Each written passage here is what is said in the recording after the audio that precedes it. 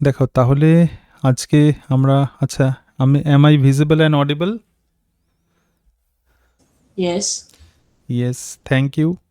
তো আমরা যেটা পড়ছিলাম আগের দিন আমি কমপ্লিট করেছি, কমপ্লিট হয়নি এখনও, মানে আজকে আমরা কমপ্লিট করব কেমিক্যাল কন্ট্রোল অ্যান্ড কোঅর্ডিনেশন।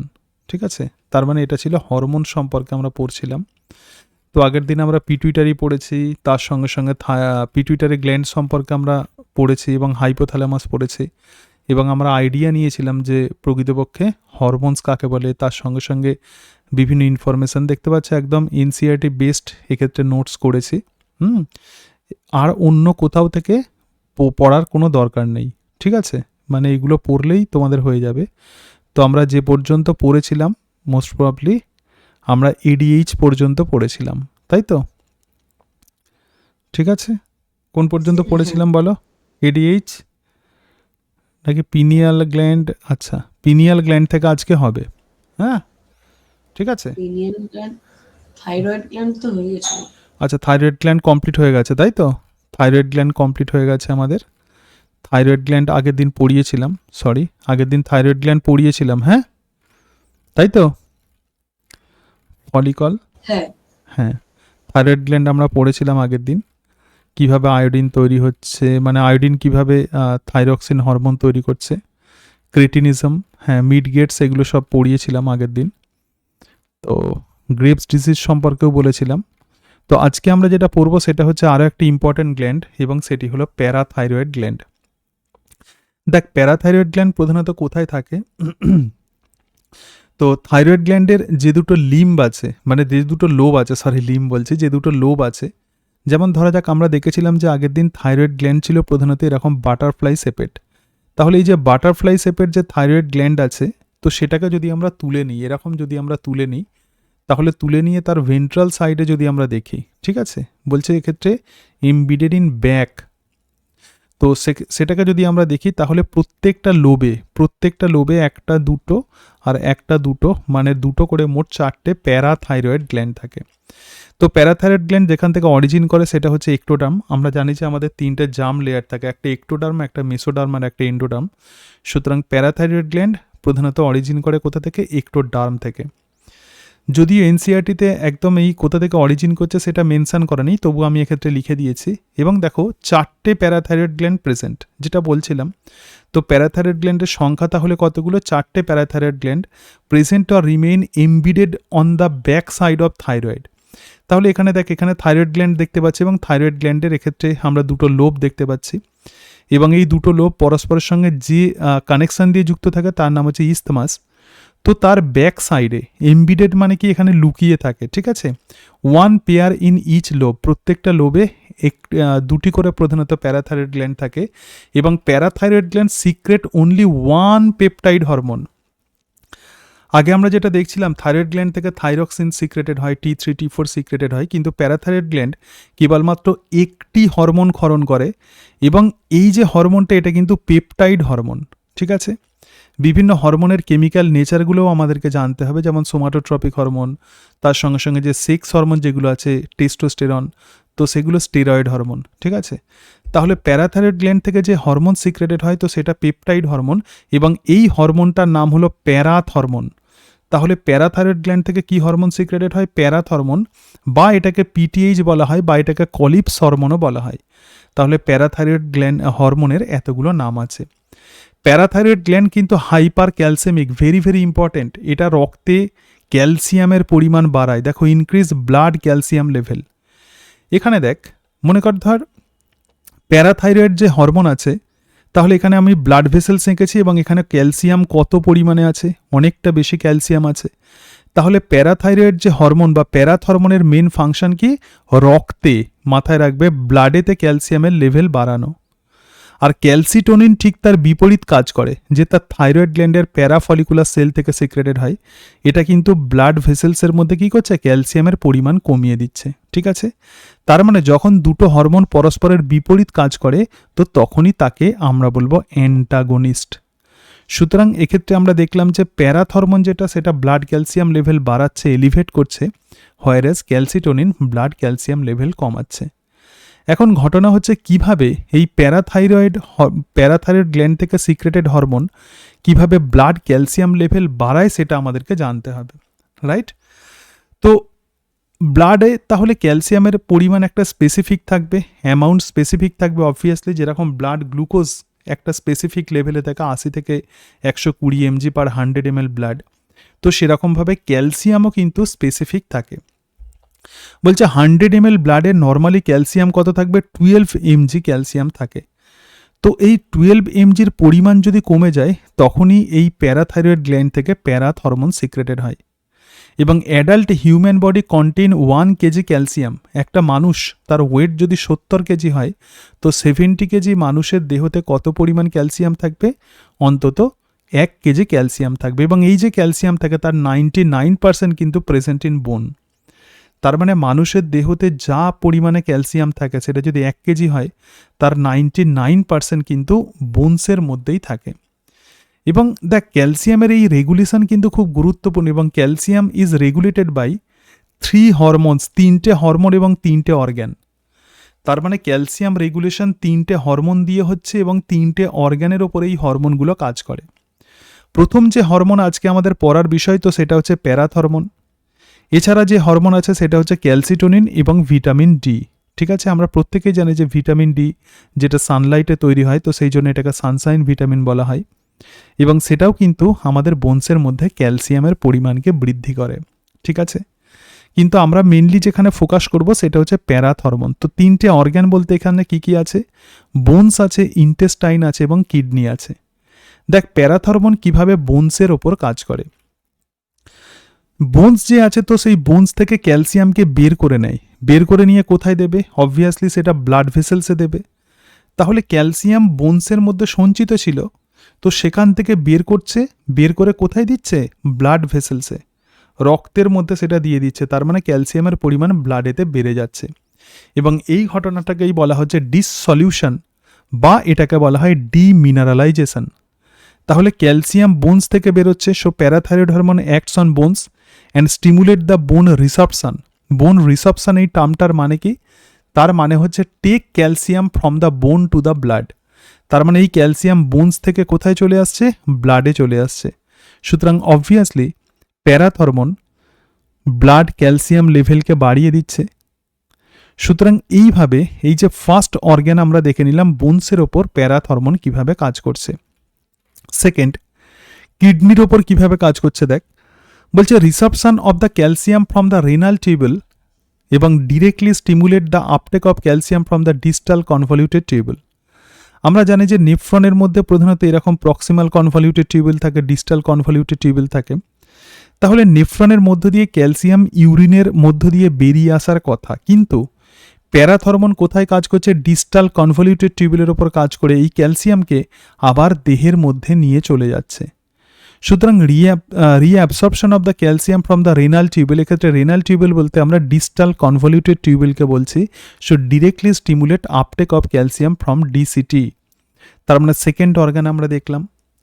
কিন্তু ইন্টেস্টাইনের মধ্যে এই অ্যাকশন কিন্তু ইনডাইরেক্ট হয়।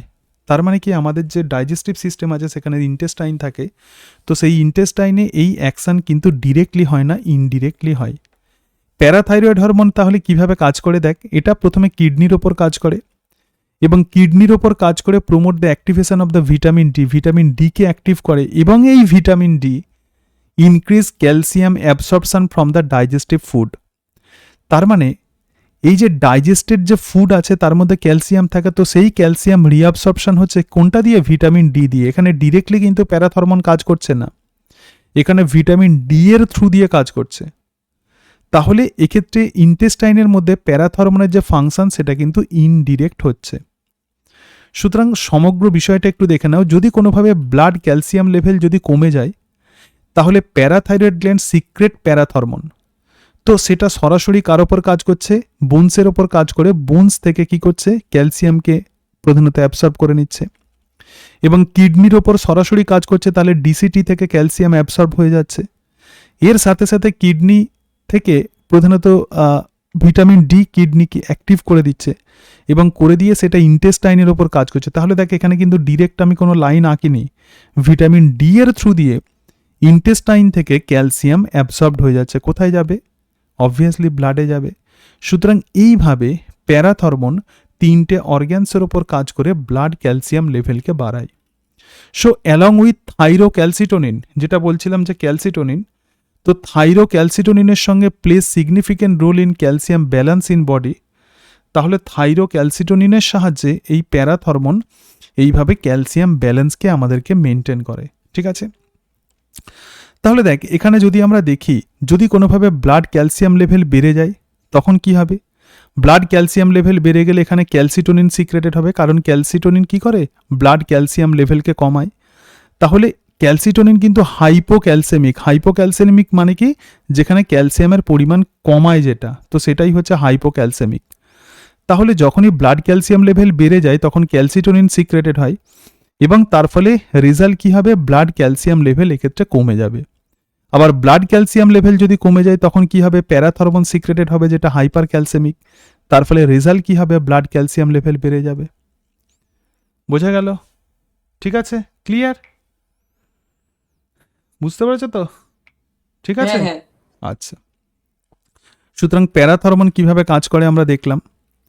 এরপরে আমরা আরও একটা ইম্পর্টেন্ট গ্ল্যান্ড দেখব, তো সেই গ্ল্যান্ডটার নাম হচ্ছে থাইমাস। তো থাইমাস হচ্ছে প্রাইমারি লিম্ফয়েড অর্গ্যান। এটাকে কি বলা হয়? Primary lymphoid organ. দেখ আমাদের যে ডব্লিউবিসি আছে, তো ডব্লিউবিসির প্রধান কাজ হচ্ছে বিভিন্ন মাইক্রোবসকে ধ্বংস করে এবং আমাদের দেহের ইমিউনিটি পাওয়ারকে সেটা ঠিক রাখে। সুতরাং এই ডব্লিউবিসির মধ্যে একটা টাইপের ডব্লিউবিসি আছে, তার নাম হচ্ছে লিম্ফোসাইট, এবং এই লিম্ফোসাইট দুই ধরনের হয়, একটা বি লিম্ফোসাইট আর একটা হচ্ছে টি লিম্ফোসাইট। বি লিম্ফোসাইট থেকে অ্যান্টিবডি তৈরি হয়। বি লিম্ফোসাইট থেকে কি তৈরি হয়? অ্যান্টিবডি। এখন দেখ তাহলে থাইমাস হচ্ছে একটা প্রাইমারি লিম্ফয়েড অর্গান, মানে থাইমাস প্রকৃতপক্ষে কি? একটা লিম্ফয়েড অর্গান। সুতরাং তোকে জানতে হবে যে লিম্ফয়েড অর্গানটা কি। লিম্ফয়েড অর্গান হচ্ছে সেই অর্গান যেখানে বি এবং টি লিম্ফোসাইট ম্যাচিওর।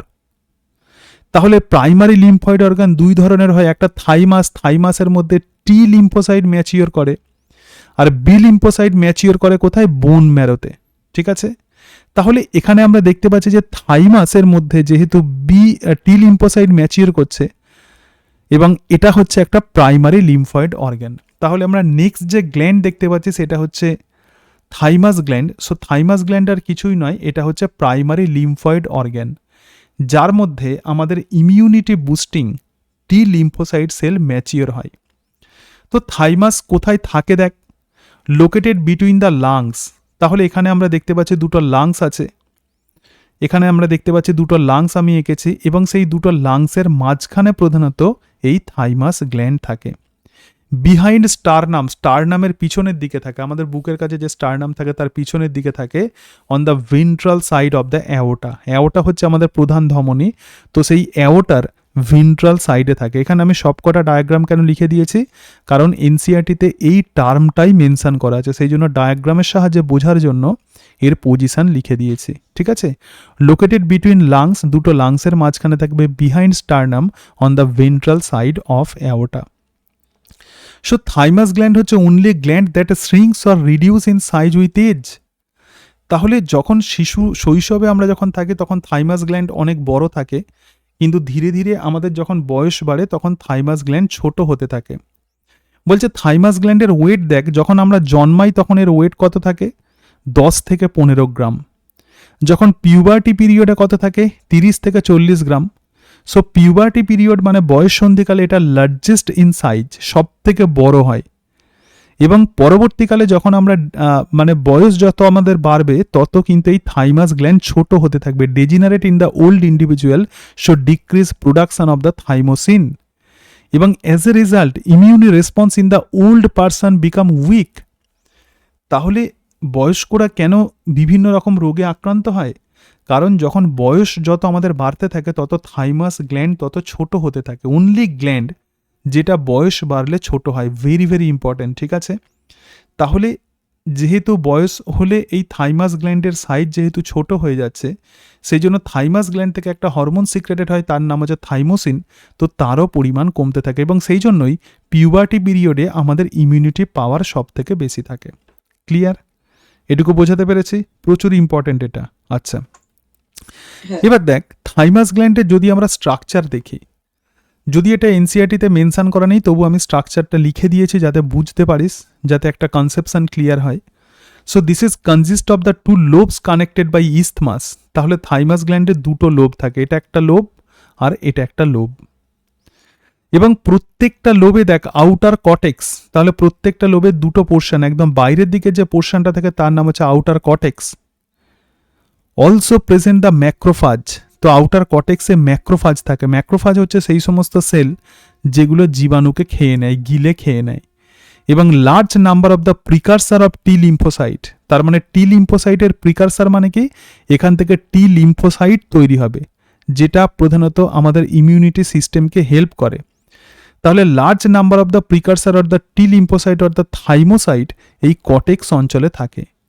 সুতরাং এই কটেক্স অঞ্চলটাকে দেখ, বাইরের দিকে যে পোর্শনটা আছে এটাই হচ্ছে কটেক্স। তো এখানে আমরা কি দেখছি, অনেক ম্যাক্রোফাজ আছে এবং ইম্যাচিওর টি লিম্ফোসাইট আছে। আর ভিতরের দিকে যে একদম ভিতরের দিকে যে পোর্শনটা আছে তো সেটাই হচ্ছে মেডালা, এবং মেডালাতে কি থাকে, ম্যাচিওর টি লিম্ফোসাইট থাকে। So contain higher proportion of the mature T lymphocyte. তো এই যেটা এটা, তো এটাই প্রধানত থাইমাস গ্ল্যান্ডের স্ট্রাকচার। ঠিক আছে, তাহলে থাইমাস গ্ল্যান্ডে দুটো লোব থাকবে, এটা একটা লোব আর এটা একটা লোব। এর দুটো পোর্শন, একটা বাইরের দিকের কটেক্স আর ভিতরের দিকের মেডালা। এবং কটেক্স অঞ্চলে কি থাকে, ইম্যাচিওর টি লিম্ফোসাইট, আর এখান থেকেই ম্যাচিওর টি লিম্ফোসাইট তৈরি হয়। তো থাইমাস গ্ল্যান্ড কি কাজ করে দেখ, function play major role in development of immuno system, আমাদের ইমিউনোলজিক্যাল সিস্টেমের ডেভেলপমেন্টে হেল্প করে। এবং সিক্রেট পেপটাইড হরমোন, তাহলে এখানেও একটা পেপটাইড হরমোন সিক্রেটেড হয় এবং সেই হরমোনটার নাম হচ্ছে থাইমোসিন। থাইমোসিন কি কাজ করে, play major role in T lymphocyte differentiation, মানে এই যে ইম্যাচিওর টি লিম্ফোসাইট থেকে ম্যাচিওর টি লিম্ফোসাইট তৈরি হবে সেই কাজে থাইমোসিন সাহায্য করে। Provide cell mediated immunity, T lymphocyte cell mediated ইমিউনিটিতে সাহায্য করে। আর বি লিম্ফোসাইট যেটা অ্যান্টিবডি তৈরি করে তো সেটাকে বলা হয় হিউমোরাল ইমিউনিটি, এবং indirectly promote the production of antibody that is humoral immunity. তাহলে টোটাল ইমিউনিটি বুস্টার হিসাবে কাজ করছে এই thymosin, which is secreted from thymus gland. Clear, বোঝাতে পারলাম? ঠিক আছে, ক্লিয়ার। আচ্ছা, এবারে পরের আমরা আরও একটা গ্ল্যান্ড দেখব, তো সেটাই হচ্ছে অ্যাড্রেনাল গ্ল্যান্ড। তো এখানে দেখ এই যে অ্যাড্রেনাল গ্ল্যান্ড আছে এটা কিডনির ওপরে থাকে, এরকম টাইপের অ্যাড্রেনাল গ্ল্যান্ড টুপির মতো থাকে। এবং অ্যাড্রেনাল গ্ল্যান্ডের দুটো পোর্শন, একটা অ্যাড্রেনাল কটেক্স আর ভিতরের দিকে যে পোর্শনটা আছে সেটা হচ্ছে মেডালা। ঠিক যেমন আমরা থাইমাস গ্ল্যান্ডে দেখলাম আউটার পোর্শনে কটেক্স থাকে, ভিতরে মেডালা, তো এখানেও সেরকম আউটার রিজিয়ন অফ দ্য অ্যাড্রেনালে এখানে কটেক্স থাকে আর ভিতরের দিকে আমরা দেখছি যে অ্যাড্রেনাল মেডালা। ঠিক আছে, এনসিইআরটিতে এই অ্যাড্রেনাল কটেক্স থেকে সিক্রেটেড বিভিন্ন হরমোনগুলো খুব ডিটেলসে দেওয়া আছে। ঠিক আছে, সুতরাং সেটা আমাদেরকে খুব ভালোভাবে পড়তে হবে। এখানে দেখ, তাহলে অ্যাড্রেনাল গ্ল্যান্ডের পজিশন কি বলছে, body has one pair of adrenal or the supra renal gland, যেহেতু কিডনির ওপরে থাকে সেই জন্য এটাকে সুপ্রা রেনাল গ্ল্যান্ড বলবো, এবং located top or anterior part of each kidney, প্রত্যেকটা কিডনির একদম ওপরে থাকে, এবং এর ওয়েট, প্রত্যেকটা গ্ল্যান্ডের ওয়েট কিন্তু 4 থেকে 6 গ্রাম।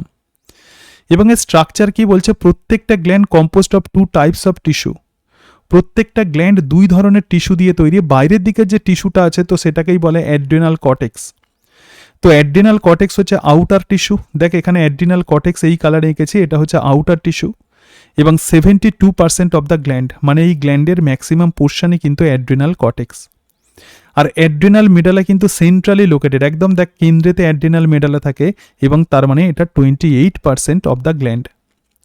এবং এই যে অ্যাড্রেনাল কটেক্স আছে এবার এটা আবার 3টে লেয়ারে বিভক্ত, অর্থাৎ এই অ্যাড্রেনাল কটেক্স আছে এটা 1, 2, 3টে, মানে 3টে লেয়ারে কিন্তু এটা হচ্ছে বিভক্ত থাকে। ঠিক আছে, বাইরের দিকের যে লেয়ারটা আছে তো তার নাম হচ্ছে জোনা গ্লোমেরুলাসা, বাইরের লেয়ারটা কি, জোনা গ্লোমেরুলাসা।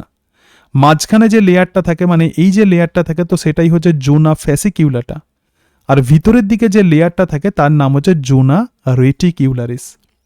তাহলে অ্যাড্রেনাল কটেক্সে এরকম 3টে লেয়ার থাকে। আর অ্যাড্রেনাল যে মেডালা আছে সেখানে কোনো লেয়ার থাকে না, so develop from the neural ectoderm, এটা ব্রেনের সঙ্গে ডিরেক্টলি কানেক্টেড থাকে। কিভাবে থাকে আমি পরে আসছি। এর কিন্তু কোনো ডিভিশন নেই, কটেক্সের যেমন 3টে ডিভিশন আছে, মেডালা সেরকম কোনো ডিভিশন নেই। এবং সিক্রেট 2 হরমোনস, দুটো হরমোন সিক্রেট করে। তো এই যে দুটো হরমোন অ্যাড্রেনাল মেডালা প্রধানত সিক্রেট করে, একটা এপিনেফ্রিন আর একটা নর এপিনেফ্রিন। তো তাকে তাদেরকে আমরা বলবো ক্যাটেকোলামাইন। তাহলে দেখ, অ্যাড্রিনাল মেডালা যে দুটো হরমোন সিক্রেট করে, একটা হরমোনের নাম হচ্ছে এপিনেফ্রিন আর একটা হরমোনের নাম হচ্ছে নরএপিনেফ্রিন। এই এপিনেফ্রিন আর নরএপিনেফ্রিন এই দুটো হরমোনকে একসঙ্গে আমরা বলবো ক্যাটেকোলামাইন। তার মানে এই দুটো হরমোনকে একসঙ্গে আমরা কি বলবো? ক্যাটেকোলামাইন। ঠিক আছে, এপিনেফ্রিন আর নরএপিনেফ্রিনকে আমরা একসঙ্গে বলবো ক্যাটেকোলামাইন। আর কর্টেক্স থেকে যে হরমোন সিক্রেটেড হয় তো তাকে আমরা বলবো হরমোনস অফ কর্টিকয়েডস, মানে কর্টিকয়েডাল হরমোন। তাহলে দেখ, অ্যাড্রিনালের গ্ল্যান্ডের বাইরের দিকের যে পোর্শন সেটা কর্টেক্স, আর ভিতরের দিকের অংশটা আছে যেটা, সেটা হচ্ছে মেডালা। অ্যাড্রিনাল মানে কি? অ্যাভোব। অ্যাড মানে হচ্ছে অ্যাভোব, আর রেনাল মানে হচ্ছে কিডনি। মানে যে গ্ল্যান্ড কিডনির ওপরে থাকে তো সেটাই অ্যাড্রিনাল গ্ল্যান্ড। এবারে আমরা এই বিভিন্ন রকমের হরমোন অ্যাড্রিনাল গ্ল্যান্ড থেকে কত ডিফারেন্ট টাইপের হরমোন সিক্রেটেড হয় পড়বো আমরা। অ্যাড্রিনাল কর্টেক্স থেকে দেখ কি কি হরমোন তৈরি হয়। বলছে the hormone secreted from the cortex are called corticoids hormone. তার মানে অ্যাড্রিনাল কর্টেক্স থেকে যে হরমোনগুলো সিক্রেটেড হয় তাদেরকে আমরা বলবো কর্টিকয়েড হরমোন। অল আর স্টেরয়েড হরমোন। সমস্ত হরমোনস কিন্তু এক্ষেত্রে স্টেরয়েড হরমোন হয়। তো এই যে অ্যাড্রিনাল কর্টিকয়েড হরমোন আছে, 3 ধরনের হরমোন আছে। প্রথম টাইপের যে হরমোন আছে তার নাম হচ্ছে গ্লুকোকর্টিকয়েড। তো গ্লুকোকর্টিকয়েড হচ্ছে মেন হরমোন। গ্লুকোকর্টিকয়েড ডিফারেন্ট রকমের হয়। তাহলে প্রথম যে হরমোনের কথা বলছি তার নাম গ্লুকোকর্টিকয়েড। গ্লুকো কথার মানে কি? এটা হচ্ছে গ্লুকোজকে মেনটেন করে ব্লাডেতে। কর্টিকয়েড কেন বলছে? কারণ অ্যাড্রিনাল কর্টেক্স থেকে এটা সিক্রেটেড হয়। So this is known as glucocorticoids hormone. অনেক রকমের গ্লুকোকর্টিকয়েড আছে, তার মধ্যে মেন যে হরমোনটা তো তার নামই হচ্ছে কর্টিজল। মেন হরমোনটার নাম কি? Cortisol. Secreted from the middle layer. আমি বলেছিলাম অ্যাড্রিনাল কর্টেক্সে 3টে লেয়ার থাকে, তার মানে এই হরমোনটা মিডল লেয়ার থেকে সিক্রেটেড হয়, দ্যাট ইজ জোনা ফ্যাসিকিউলাটা থেকে সিক্রেটেড হয়। Under control of adrenocorticotropic hormone, মানে অ্যাড্রিনোকর্টিকোট্রপিক হরমোন এই হরমোন সিক্রেশনে হেল্প করে। এবং এই গ্লুকোকর্টিকয়েড বা কর্টিজল কি কাজ করে? কার্বোহাইড্রেট মেটাবলিজমে সাহায্য করে, মানে কার্বোহাইড্রেটের কিভাবে ভাঙবে ইত্যাদি এই সব কিছুতে সাহায্য করে। তো কার্বোহাইড্রেট মেটাবলিজমে এই গ্লুকোকর্টিকয়েড কি কাজ করছে দেখ। কার্বোহাইড্রেট মেটাবলিজমে কিভাবে সাহায্য করছে? Stimulate gluconeogenesis. আমি কি বলেছিলাম? এনসিইআরটিতে কিন্তু এটা মেনশন করা আছে এগুলো, সেই জন্য খুব ভালো করে পড়তে হবে। এটা গ্লুকোনিওজেনেসিসে হেল্প করে। গ্লুকোনিওজেনেসিস মানে কি? মনে কর ধর আমাদের দেহতে প্রোটিন আছে, লিপিড আছে। এই প্রোটিন এবং লিপিড থেকে যখন গ্লুকোজ তৈরি হয়, নন কার্বোহাইড্রেট মেটেরিয়ালস থেকে যখন গ্লুকোজ তৈরি হয়, তো তখনই তাকে বলা হয় গ্লুকোনিওজেনেসিস। তাহলে এটা কার্বোহাইড্রেট মেটাবলিজমে কিভাবে সাহায্য করছে? Stimulate gluconeogenesis, that is increase blood glucose. Blood গ্লুকোজের পরিমাণ বাড়াচ্ছে, সেই জন্য এটাকে বলা হচ্ছে হাইপার গ্লাইসেমিক হরমোন। সেই জন্য এটাকে আমরা কি বলবো? Hyper glycemic. ইনসুলিন যেহেতু ব্লাড গ্লুকোজ লেভেল কমায়, সেই জন্য এই কর্টিজল হচ্ছে অ্যান্টি ইনসুলিন। বোঝা গেল? Insulin hormone blood glucose level কমায়, কিন্তু কর্টিজল কিন্তু ব্লাড গ্লুকোজ লেভেল বাড়ায়। তার মানে হাইপার গ্লাইসেমিক। হাইপার মানে বাড়াচ্ছে গ্লুকোজকে, কিন্তু ইনসুলিন ব্লাড গ্লুকোজকে কমাচ্ছে। তাহলে এই কর্টিজল হচ্ছে হাইপার গ্লাইসেমিক হরমোন, রাইট? এবার দেখ protein metabolism. So this cortisol breakdown of the protein, প্রোটিনকে ভেঙে দিয়ে সেখান থেকে অ্যামাইনো অ্যাসিড তৈরি করে এবং inhibit cellular uptake and utilization of the amino acid. Amino অ্যাসিডের আপটেক মানে সেলের মধ্যে ঢুকতে বাধা দেয়, মানে ব্লাডেতে অ্যামাইনো অ্যাসিডের পরিমাণ বাড়ায়। এবং ফ্যাট মেটাবলিজম মানে হচ্ছে লাইপোলাইটিক। তার মানে দেখ গ্লুকোজ তৈরি করছে, কিন্তু প্রোটিন এবং ফ্যাটকে ভেঙে দিচ্ছে। ফ্যাট ভেঙে গেলে কি তৈরি হয়? ফ্যাটি অ্যাসিড আর গ্লিসারল। এখানে আমি ছবির সাহায্যে দেখিয়ে দিয়েছি কর্টিজলের ফাংশন কি। দেখ, কর্টিজলের ফাংশন হচ্ছে কি প্রোটিন এবং লিপিড থেকে গ্লুকোজ তৈরি হচ্ছে, তো যে প্রসেসকে আমরা বলবো গ্লুকোনিওজেনেসিস। তাহলে যেহেতু গ্লুকোনিওজেনেসিস ঘটেছে, তার মানে এরা ব্লাড গ্লুকোজ লেভেলকে বাড়াচ্ছে। এটা হচ্ছে ব্লাড ভেসেলস। আবার দেখ, প্রোটিনকে ভেঙে দিচ্ছে অ্যামাইনো অ্যাসিডে এবং লিপিডকে ভেঙে দিচ্ছে ফ্যাটি অ্যাসিড আর গ্লিসারলে। তাহলে মেটাবলিজম বলতে আমরা 3 ধরনের কম্পাউন্ডের মেটাবলিজম বুঝি, কার্বোহাইড্রেট, প্রোটিন এবং লিপিড। সুতরাং গ্লুকোজের পরিমাণ বাড়াচ্ছে মানে কার্বোহাইড্রেটের পরিমাণ বাড়াচ্ছে, কিন্তু প্রোটিনকে ভেঙে দিচ্ছে এবং লিপিডকে ভেঙে দিচ্ছে। So this are the function of cortisol. ঠিক আছে? এছাড়া কর্টিজলের আরও কিছু ইম্পর্টেন্ট ফাংশন আছে। দেখ, আদার important function: maintain cardiovascular system as well as kidney function. তার মানে আমাদের হার্টের ফাংশনকে কন্ট্রোল করে, তার সঙ্গে সঙ্গে কিডনির ফাংশন। সেই জন্য অনেক সময় হার্টের প্রবলেমে এই কর্টিজল ইঞ্জেকশন দেওয়া হয়, সেটা ডক্টর ভালো বলতে পারবেন। তুমি যখন ডক্টর হবে তখন বুঝতে পারবে কাকে কি দিতে হবে। এবং cortisol also increase the blood RBC production. Cortisol কিন্তু আরবিসি লোহিত কণিকাকে তৈরি করতে হেল্প করে, বাট ডিক্রিজ ডব্লিউবিসি। যেহেতু ডব্লিউবিসি আমাদের ইমিউনোলজিক্যাল সিস্টেমকে বুস্ট করে, কিন্তু কর্টিজল ডব্লিউবিসির পরিমাণ কমায়, তো সেই জন্য এটা ইমিউনো সাপ্রেসিভ হিসাবে কাজ করছে, মানে ইমিউনিটি সিস্টেমকে এটা সাপ্রেসড করে দিচ্ছে, ঠিক আছে। এবং produce anti inflammatory reaction. Inflammation মানে আমাদের দেহের কোনো জায়গাতে যদি ঘা হয় তো সেটাই হচ্ছে ইনফ্ল্যামেশন, তাহলে এটা অ্যান্টি ইনফ্ল্যামেটরি রিয়াকশানেও কিন্তু হেল্প করে, ঠিক আছে। তো এগুলোই হচ্ছে মেন ফাংশন। তাহলে কর্টিজল মেটাবলিজমে যেমন হেল্প করছে, সিম্পল মনে রাখার প্রসেসটা সিম্পল মনে হচ্ছে অনেক কিছু, কিন্তু বিষয়টা নয়। কার্বোহাইড্রেটে গ্লুকোজের পরিমাণ বাড়াচ্ছে, প্রোটিনকে ভাঙছে, লিপিডকে ভাঙছে, ব্যাস এটাই হচ্ছে মেটাবলিক ফাংশন।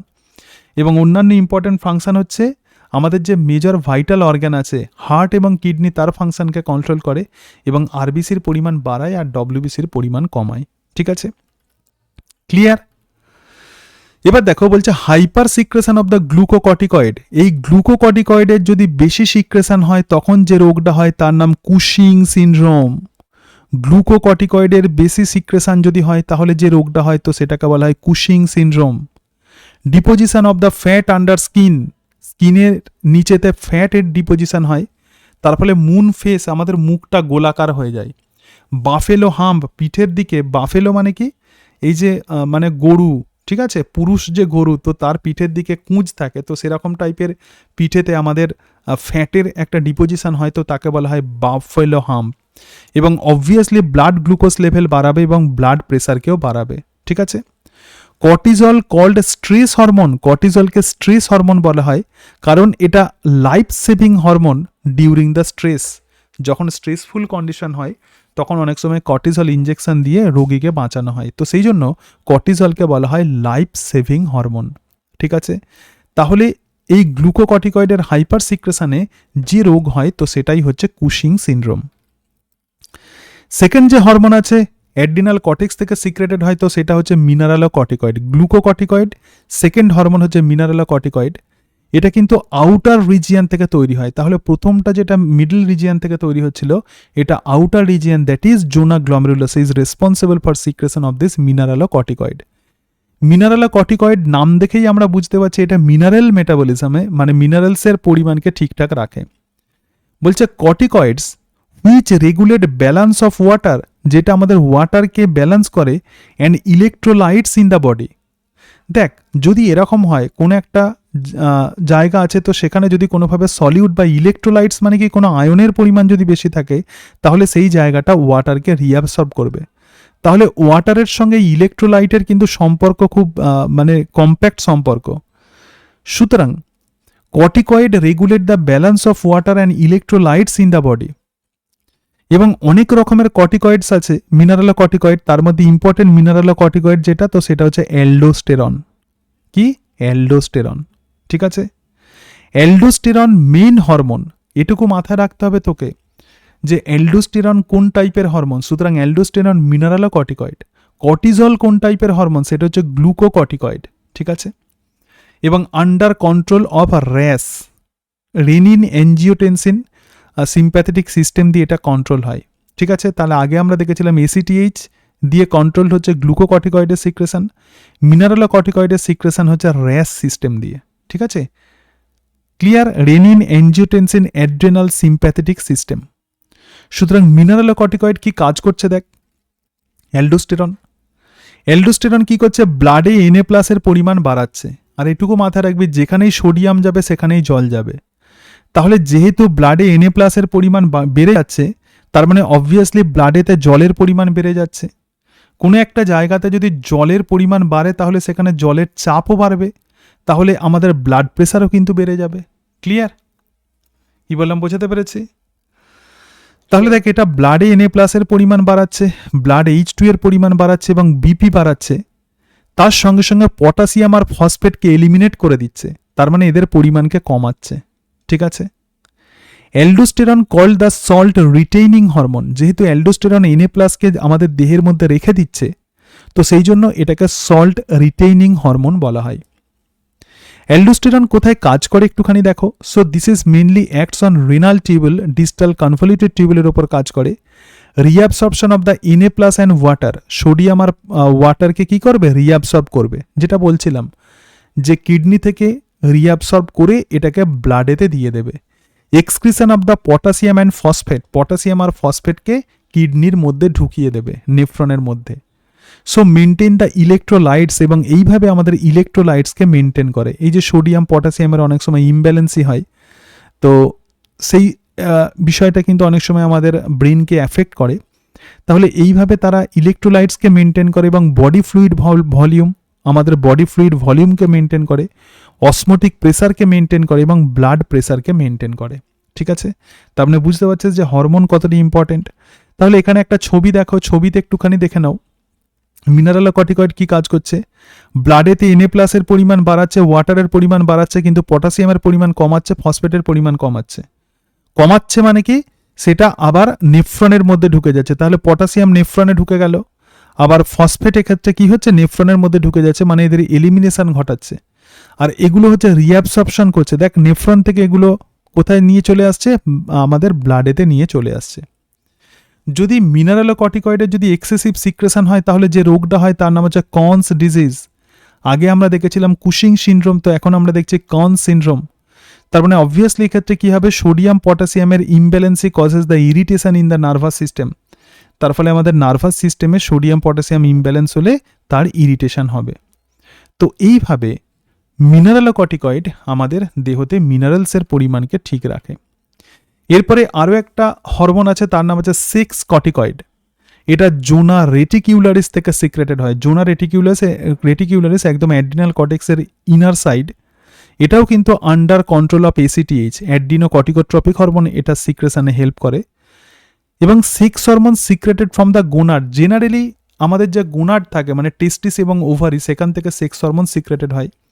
মেলদের ক্ষেত্রে টেস্টোস্টেরন এবং ফিমেলদের ক্ষেত্রে estrogen progesterone, but small amount of adrenal sex hormone also secreted from this adrenal cortex. এবং পুরুষদের ক্ষেত্রে, মেলদের ক্ষেত্রে এই অ্যাড্রিনাল কর্টেক্স যে সেক্স হরমোন সিক্রেট করে তার নাম হচ্ছে ধিয়া, ডাইহাইড্রো এপিএন্ড্রোস্টেরন। এটা হচ্ছে একটা অ্যান্ড্রোজেনিক স্টেরয়েড হরমোন। এবং ফিমেলদের ক্ষেত্রে কি সিক্রেট করবে, ইস্ট্রোজেন। ঠিক আছে, ফিমেলদের ক্ষেত্রে কি সিক্রেট করবে, ইস্ট্রোজেন। তো ডাইহাইড্রো এপিএন্ড্রোস্টেরনের কাজটা কি, দেখ হেল্প ইন গ্লুকোনিওজেনেসিসে হেল্প করে এবং তার ফলে formation of the glucose from non carbohydrate source, যেটা বলছিলাম, গ্লুকোজের পরিমাণ বাড়ায়।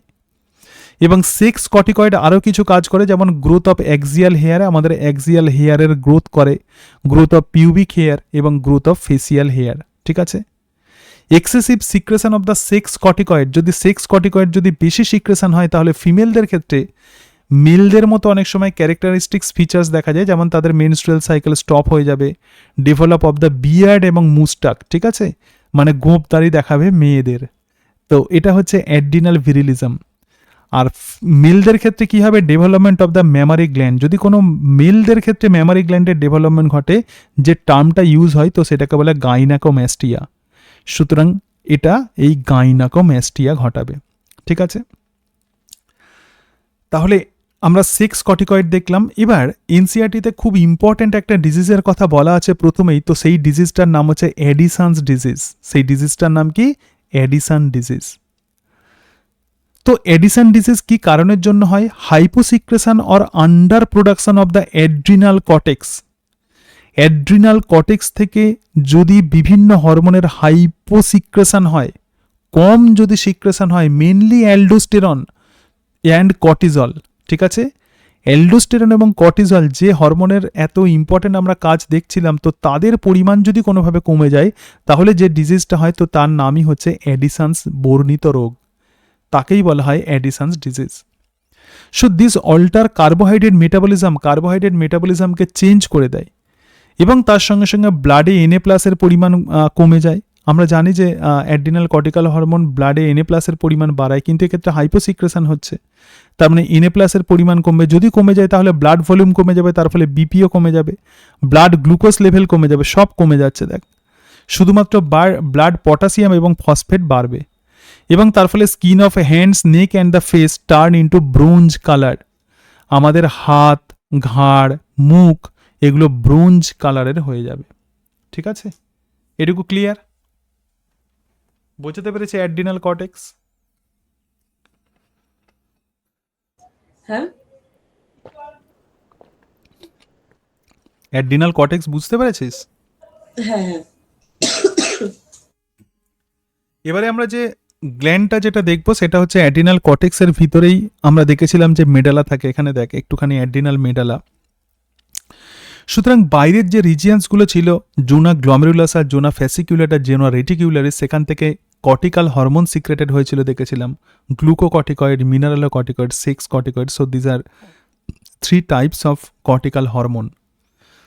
এবং অ্যাড্রিনাল মেডালা হচ্ছে অ্যাড্রিনাল গ্ল্যান্ডের একদম ভিতরের যে পার্ট আছে, তো সেটাই হচ্ছে মেডালা, এবং মেডালা সরাসরি আমাদের নার্ভাস সিস্টেমের সঙ্গে রিলেটেড। দেখ এখানে আমাদের স্পাইনাল কর্ড আছে, এবং স্পাইনাল কর্ডের এটা হচ্ছে থোরাক্স আর এটা হচ্ছে লাম্বার রিজিয়ান। তাহলে থোরাকো লাম্বার রিজিয়ান থেকে কিছু নিউরন ইনফরমেশন নিয়ে যাচ্ছে কোথায়? অ্যাড্রিনাল মেডালাতে। ক্লিয়ার? কি বললাম, বোঝাতে পেরেছে এটা? তো এই অ্যাড্রিনাল মেডালার মধ্যে কিছু সেল থাকে, তো তাকে বলা হয় ক্রোমাফিন সেল, এবং এই নিউরন এই ক্রোমাফিন সেলকে অ্যাক্টিভ করে এবং সেখান থেকে দুটো হরমোন সিক্রেট করে, একটা এপিনেফ্রিন আর একটা norepinephrine into the blood. So both are collectively called as catecholamine. তাহলে ক্যাটেকোলামাইন মানে কি? এপিনেফ্রিন এবং norepinephrine, which are secreted from adrenal medulla by activation of this sympathetic nervous system. So this sympathetic neuron originated from thoracolumbar region of our spinal cord. ঠিক আছে, বোঝা গেল? এবার দেখো এই adrenal medulla consist of special type of cell. Adrenal মেডালার মধ্যে একটা স্পেশাল টাইপের সেল থাকে এবং সেই সেলটাকেই বলা হয় chromaffin cell. So chromaffin cell হচ্ছে একটা modified post ganglionic sympathetic neuron. দেখ একটা নিউরন আছে এবং এই নিউরনের সঙ্গে আর একটা নিউরনের কানেকশন থাকে। তো এই যে নিউরনটা, এটাকে আমরা বলবো প্রি গ্যাংলিয়নিক নিউরন আর এটাকে বলে পোস্ট গ্যাংলিয়নিক নিউরন। তাহলে pre ganglionic neuron sympathetic nervous system থেকে সরাসরি আসছে, আমাদের যে ভার্টিব্রাল কলাম আছে সেখান থেকে আসছে, কিন্তু এই জায়গাতে নিউরনের বদলে স্পেশাল টাইপের সেল থাকে। ঠিক আছে, তো সেটাই ক্রোমাফিন সেল। সেই জন্য বলছে ক্রোমাফিন সেল হচ্ছে একটা modified post ganglionic sympathetic neuron, don't have dendrites and axon. নিউরনের যেমন ডেনড্রাইট থাকে, নিউরনের যেমন অ্যাক্সন থাকে, তো সেই ক্রোমাফিন সেলের কোনো রকম ডেনড্রাইট এবং অ্যাক্সন থাকে না। তাহলে এটা হচ্ছে একটা মডিফাইড সিম্প্যাথেটিক নিউরন। এবং অ্যাড্রিনাল মেডালা দুটো হরমোন সিক্রেট করে, একটা হচ্ছে অ্যাড্রিনালিন অর এপিনেফ্রিন, এবং অ্যাড্রিনাল মেডালা থেকে 90% এই হরমোনই সিক্রেটেড হয়, এবং আরও একটা হরমোন হলো নর অ্যাড্রিনালিন অর নর epinephrine, which is 10% of this secreted hormone. তো এই এপিনেফ্রিন এবং নরএপিনেফ্রিনের ফাংশনটা একটুখানি দেখে নাও। এপিনেফ্রিন এবং নরএপিনেফ্রিনকে বলা হয় ইমার্জেন্সি হরমোন, বিপদের সময় দেহকে প্রয়োজনীয় ব্যবস্থা নিতে সাহায্য করে। দেখ কীরকম, যখন আমরা কিছু ইমার্জেন্সি সিচুয়েশনে যখন পড়ি তখন সেলের তখন গ্লুকোজের প্রয়োজন হয়, তো সেই গ্লুকোজগুলোকে এরা কিন্তু প্রোভাইড করে। কিভাবে দেখো, বলছে both are rapidly secreted in response to stress. যখন কোনো ইমার্জেন্সি সিচুয়েশন হয় তখন এপিনেফ্রিন এবং নরএপিনেফ্রিন দুটোই সিক্রেটেড হয়, এবং তার ফলে কি করে? জেনারেট এটিপি, এটিপি এর পরিমাণ বাড়ায় এবং increase the blood glucose level, blood glucose লেভেলের পরিমাণ বাড়ায়। যদি গ্লুকোজ লেভেল বেড়ে যায় তাহলে আমাদের এনার্জি তৈরি হবে, এবং তার সঙ্গে সঙ্গে এটিপির পরিমাণ যদি বাড়ে তাহলে আমরা শক্তি পাবো। So adrenal medulla also called as the 3F gland. সেই জন্য অ্যাড্রিনাল মেডালাকে 3F গ্ল্যান্ড বলা হয়, যেটা ভয়, ফিয়ার, ফাইট এবং ফ্লাইট। ফ্লাইট মানে কি? পালিয়ে যাওয়া। ফাইট মানে কি? যুদ্ধ করা। ভয়, এই তিনটে ডিসিশন নিতে আমাদেরকে সাহায্য করে। যখন ভয় পেয়ে যাই দেহকে ঠিক রাখে, যুদ্ধের সময় দেহকে ঠিক রাখে, যখন পালিয়ে যাব তখন দেহকে ঠিক রাখে, এই সময় এটিপির প্রয়োজন হয়, এই সময় গ্লুকোজের প্রয়োজন হয়, তো এটাই এপিনেফ্রিন এবং নরএপিনেফ্রিন কাজ করে। এছাড়া কার্বোহাইড্রেট, প্রোটিন এবং লিপিড মেটাবলিজমে সাহায্য করে, দেখ কর্টিসলের মতো কাজ করছে। তাহলে ইনক্রিজ ব্লাড গ্লুকোজ কিন্তু এক্ষেত্রে গ্লাইকোজেনকে ভেঙে দেয়। যখন কোনো ইমার্জেন্সি সিচুয়েশন হয় তখন আমাদের লিভার এবং মাসেলসের মধ্যে গ্লাইকোজেন স্টোর থাকে, তো সেই গ্লাইকোজেনকে ভেঙে দিয়ে গ্লুকোজে পরিণত করে এবং তার ফলে ব্লাড গ্লুকোজ লেভেল অটোমেটিক্যালি বেড়ে যায়। এবং প্রোটিওলাইসিস মানে প্রোটিনকে ভাঙে এবং লাইপোলাইসিস মানে লিপিডকে ভাঙে। এবং হার্টের ওপর কিভাবে কাজ করছে দেখ, প্রচুর ইম্পর্টেন্ট। যখন ইমার্জেন্সি সিচুয়েশন হয় তখন দুটো হরমোনই ইনক্রিজ হার্ট রেটের পরিমাণ বাড়ে, so increase the strength of heart contraction. Heart যে সংকুচিত হচ্ছিল সেই সংকোচনের পরিমাণকে বাড়িয়ে দেয়। এবং রেট অফ রেসপিরেশন, দেখবি তুই যখন ভয় পাবি তখন কি হয়, তোর হার্ট রেট বেড়ে যায়, হাঁপিয়ে যাস। সুতরাং এই যে সিচুয়েশনগুলো, তো এই সিচুয়েশনগুলো এই এপিনেফ্রিন আর নরএপিনেফ্রিনের সাহায্যেই হয়। ধরা যাক অনেক লোকের সামনে তোমাকে কোনো বক্তব্য দিতে বলা হলো, তখন দেখবে যে তুমি হাঁপিয়ে যাচ্ছ, তার মানে এই যে সিচুয়েশনটা, এটাতে কন্ট্রোল করতে হেল্প করবে কি এপিনেফ্রিন নরএপিনেফ্রিন, অটোমেটিক্যালি তোর রেসপিরেটরি রেট বেড়ে যাবে। ঠিক আছে, এছাড়া আরও কিছু ইম্পর্ট্যান্ট ফাংশন করে এই এপিনেফ্রিন এবং নরএপিনেফ্রিন। ইনক্রিজ দ্য অ্যালার্টনেস, যে কোনো সিচুয়েশনে তোমাকে অ্যালার্ট করবে। পিউপিল ডাইলেশন মানে চোখের যে তারারন্ধ্র আছে সেটাকে প্রসারিত করে। পাইলো ইরেকশন মানে রেজিং অফ হেয়ার্স, মানে আমাদের স্কিনেতে লোম খাড়া করে দেয়। দেখবি অনেক সময় দুটো বিড়াল যখন যুদ্ধ করে তখন তাদের লোমটা খাড়া হয়ে যায়, তো এটাও কিন্তু এপিনেফ্রিন নরএপিনেফ্রিন করে। সুতরাং এই যে কাজটা, এটাকে বলে পাইলো ইরেকশন। এবং সোয়েটিং এবং ঘামও কিন্তু হয় ইমার্জেন্সি সিচুয়েশনে। ঠিক আছে, ক্লিয়ার? ক্লিয়ার তো? আচ্ছা, হ্যাঁ, ক্লিয়ার। এবার আমরা দেখব আরও একটা গ্ল্যান্ড, তো সেটাই হচ্ছে প্যানক্রিয়াস। তো এই যে প্যানক্রিয়াস, দেখ আমাদের যে স্মল ইন্টেস্টাইন থাকে, সেই স্মল ইন্টেস্টাইনের একটা পার্ট থাকে তার নাম ডিওডিনাম, যেটা সি শেপেড, এবং এই প্যানক্রিয়াস কিন্তু এই ডিওডিনামের মধ্যে থাকে। সো সফট লবিউলেটেড অর্গ্যান, এখানেও লবিউল থাকে এবং ওপেন ইন্টু দ্য ডিওডিনামে ওপেন থাকে। এবং এই যে প্যানক্রিয়াস আছে, দেখ প্যানক্রিয়াসের একটা হেড পোর্শন থাকে আর একটা টেল রিজিয়ন থাকে, এবং হেড অংশটা ডিওডিনামের সঙ্গে সরাসরি লেগে থাকে। এবং এই জায়গাতে প্রধানত গল ব্লাডার থাকে, যেটা পিত্তথলি সঞ্চয় করে, মানে পিত্তথলি যেটাকে বলবো, যেটা বাইল বা পিত্তরস সঞ্চয় করে রাখে। তাহলে এই গল ব্লাডার থেকে নির্গত নালী আর প্যানক্রিয়াস থেকে মানে যে ডাক্ট অরিজিন করছে, সেই দুটো মিলে যেটা তৈরি হয় সেটা হচ্ছে হেপাটো প্যানক্রিয়েটিক ডাক্ট। তার মানে প্যানক্রিয়েটিক ডাক্ট কিন্তু ডিরেক্টলি ডিওডিনামে ওপেন হচ্ছে না, এটা আরও একটা ডাক্টকে নিয়ে একটা কমন ডাক্ট তৈরি করছে, তো সেটাই হচ্ছে হেপাটো প্যানক্রিয়েটিক ডাক্ট, যেটা লিভার থেকে আসছে হেপাটো আর প্যানক্রিয়াস থেকে আসছে প্যানক্রিয়েটিক। সো এই দুটো ডাক্ট মিলে যেটা তৈরি হচ্ছে সেটাই হেপাটো প্যানক্রিয়েটিক ডাক্ট। তাহলে ডিওডিনামের মধ্যে প্যানক্রিয়েটিক জুস যেমন এখানে আসবে, তার সঙ্গে সঙ্গে আমাদের যে বাইল বা পিত্তরস সেটাও কিন্তু এখানে আসবে। ক্লিয়ার? এবং এই প্যানক্রিয়াসকে যদি আমরা দেখি, তাহলে প্যানক্রিয়াসের বাইরের দিকে যে পোর্শনটা আছে সেটা হচ্ছে অ্যাসিনি এক্সোক্রাইন পার্ট, এটা 98%। তো প্যানক্রিয়াস থেকে বিভিন্ন এনজাইম সিক্রেটেড হয় এই অ্যাসিনি সেলগুলো থেকে। ঠিক আছে, এবং এই অ্যাসিনির মাঝখানে আরও একটা রিজিয়ান থাকে, তো সেটাকে বলা হয় আইলেটস অফ ল্যাঙ্গারহ্যান্স, এটা এন্ডোক্রাইন পার্ট, এটা 2%। এবং এই আইলেটস অফ ল্যাঙ্গারহ্যান্সে অনেক রকমের সেল থাকে, তার মধ্যে আলফা এবং বিটা সেল থেকে গ্লুকাগন আর ইনসুলিন সিক্রেটেড হয়। তাহলে দেখ অ্যাসিনি কিন্তু ম্যাক্সিমাম, ঠিক আছে, অ্যাসিনি কিন্তু এক্ষেত্রে ম্যাক্সিমাম থাকে প্যানক্রিয়াসের মধ্যে। তো প্যানক্রিয়াসকে আমরা মিক্সড গ্ল্যান্ড বলবো, এটাকে heterocrine or the mixed gland বলা হয়। কেন? কারণ exocrine part or the acini secrete the pancreatic enzyme, pancreas থেকে যে সমস্ত এনজাইম সিক্রেটেড হয় সেগুলো এক্সোক্রাইন পার্ট বা অ্যাসিনি সিক্রেট করে। আর endocrine part or islets of Langerhans থেকে প্রধানত ডিফারেন্ট টাইপের হরমোন সিক্রেটেড হয়। এবং 1 to 2 million islets of Langerhans থাকে একটা প্যানক্রিয়াসে। কতগুলো? 1 to 2 মিলিয়ন। এবং অনলি 1 থেকে 2% অফ দ্য প্যানক্রিয়েটিক টিস্যু, প্যানক্রিয়াসের যত টিস্যু আছে তার মাত্র 1 থেকে 2% কিন্তু এই এন্ডোক্রাইন পার্ট। তো আইলেটস অফ ল্যাঙ্গারহ্যান্সে 5 রকমের কোষ থাকে। কত রকমের কোষ থাকে? 5 রকমের সেল থাকে। তার মধ্যে দুটো মেন টাইপের সেল, একটা আলফা সেল আর একটা হচ্ছে বিটা সেল। বিটা সেল থেকে যেটা তৈরি হয় সেটাই হচ্ছে ইনসুলিন। কি করে মনে রাখবি? বিটা, তাহলে বিয়েতে কি আছে? হ্রস্বই আছে, তাহলে বিটা কোষ থেকে যেটা তৈরি হবে তো সেটাই হচ্ছে ইনসুলিন। আর আলফা কোষ থেকে যে হরমোন তৈরি হয় তো তার নাম হচ্ছে গ্লুকাগন।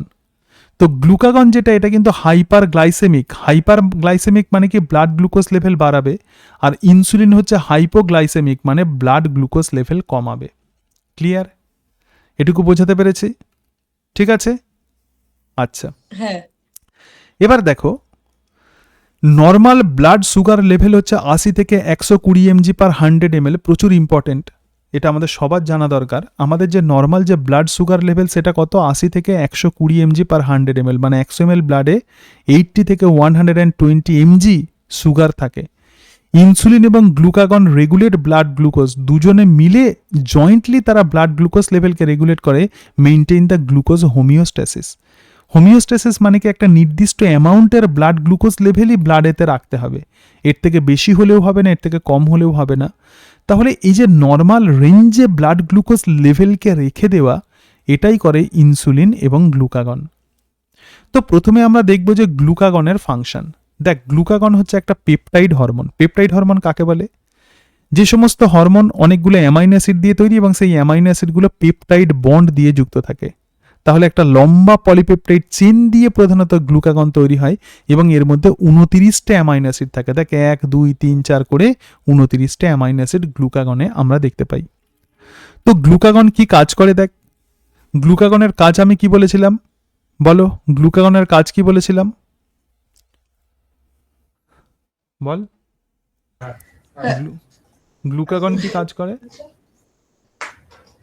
গ্লুকাগনের কাজ, হ্যাঁ, গ্লুকাগন ব্লাড গ্লুকোজ বাড়ায়। বাহ, গুড। তাহলে গ্লুকাগন কি কাজ করছে? ব্লাড গ্লুকোজ লেভেলকে বাড়াচ্ছে। সুতরাং glucagon acts mainly on the liver cell. Liver সেলের ওপর কাজ করছে গ্লুকাগন, মানে লিভার সেল মানে হেপাটোসাইট, এবং promote breakdown of the glycogen. আমি কি বলেছিলাম? লিভারের মধ্যে কি সঞ্চিত থাকে? গ্লাইকোজেন। তাহলে গ্লাইকোজেনকে ভেঙে দিয়ে সে কি করছে? গ্লুকোজ তৈরি করছে, অর্থাৎ গ্লাইকোজেনোলাইসিস ঘটাচ্ছে। গ্লাইকোজেন যখন ভেঙে যায় তখন তাকে বলে লাইসিস। সুতরাং glucagon promote glycogenolysis, so this increase blood sugar, blood সুগারকে বাড়িয়ে দেয়। এবং stimulate the process of gluconeogenesis, gluconeogenesis প্রসেসকেও বাড়িয়ে দিচ্ছে। তার ফলে কি হচ্ছে? প্রোটিন এবং লিপিড থেকে সুগার বেরোচ্ছে। এবং inhibit cellular uptake of glucose. তাহলে দেখ, এখানে সেল আছে, ব্লাড থেকে সেলকে, সেলের মধ্যে যাতে গ্লুকোজ যাতে ঢুকতে না পারে ব্লাড থেকে, তো সেই কাজে বাধা দিচ্ছে। Inhibit cellular uptake of the glucose and its utilization. তাহলে এই তিনটে কারণের জন্যই বা এই তিনটে কাজে হেল্প করছে গ্লুকাগন, এবং তার ফলে আমাদের ব্লাড গ্লুকোজ লেভেল বেড়ে যাচ্ছে। ঠিক আছে, সিম্পল। গ্লাইকোজেনোলাইসিস, গ্লুকোনিওজেনেসিস, আর হচ্ছে কি করছে? Inhibit glucose uptake from the blood by cell. ঠিক আছে, তার ফলে ব্লাডেতে অটোমেটিক্যালি ব্লাড গ্লুকোজ লেভেল বেড়ে যায়। এরপরে যেটা দেখবো তো সেটা হচ্ছে insulin, world famous hormone. So this is a peptide hormone with 51 amino acid. গ্লুকাগনে আমরা দেখেছিলাম 29 অ্যামাইনো অ্যাসিড থাকে, কিন্তু ইনসুলিনে 51 অ্যামাইনো অ্যাসিড থাকে। বলছে প্রথম protein hormone artificially synthesised in the lab. এই প্রোটিন হরমোন প্রথম হরমোন যেটাকে সায়েন্টিস্টরা নিজেরা তৈরি করেছে ল্যাবেতে। এবং এই ইনসুলিনের দুটো চেন থাকে, একটা এ চেন আর একটা বি চেন। এখানে দেখ, আমি একটা এ চেন এঁকেছি আর একটা বি চেন। তো এ চেনে 21টা অ্যামাইনো অ্যাসিড থাকে আর বি চেনে 30 অ্যামাইনো অ্যাসিড থাকে। তার মানে টোটাল ইনসুলিনে আমরা 51 অ্যামাইনো অ্যাসিড দেখতে পাই। তাহলে এ চেনে কতগুলো? 21, আর বি চেনে কতগুলো? 30। ঠিক আছে, ইনসুলিন তাহলে কি কাজ করছে? দেখ, গ্লুকাগনের বিপরীত কাজ করছে, অ্যাক্টস অন হেপাটোসাইট। দেখ, লিভারের ওপর কাজ করছে, অ্যান্ড দ্য অ্যাডিপোসাইট, অ্যাডিপোসাইটের ওপর কাজ করছে, এবং rapid movement of the glucose from blood to liver and the adipose tissue, সেজন্য ব্লাড সুগার লেভেল কমে যাচ্ছে। ব্যাপারটা কীরকম দেখ, তাহলে ব্লাডেতে সুগার ছিল, তাহলে সেই ব্লাড সুগারকে, ব্লাড গ্লুকোজকে লিভারের ভেতর ঢুকিয়ে দিচ্ছে কে? ইনসুলিন। তার মানে ব্লাডেতে সুগারের পরিমাণ কি হচ্ছে? কমে যাচ্ছে। আবার ফের দেখ, ফ্যাটের মধ্যে ঢুকিয়ে দিচ্ছে, অ্যাডিপোসাইট সেলের মধ্যে ঢুকিয়ে দিচ্ছে। তার মানে অটোমেটিক্যালি ব্লাড গ্লুকোজ লেভেল কমে যাচ্ছে। কে করছে এটা? ইনসুলিন। ক্লিয়ার?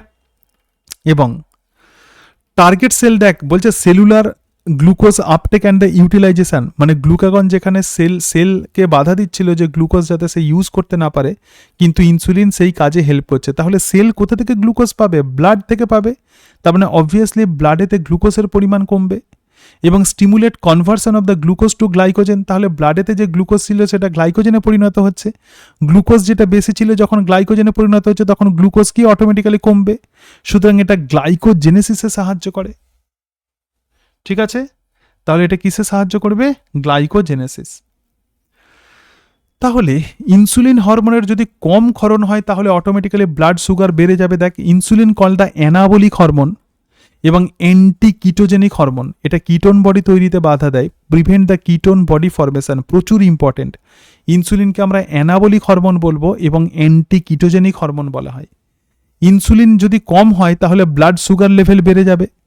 তাহলে যখন এই ব্লাড সুগার লেভেল, আমি কত বলেছিলাম ব্লাড সুগার লেভেলের নর্মাল রেঞ্জ কত বলেছিলাম? 80 থেকে 120।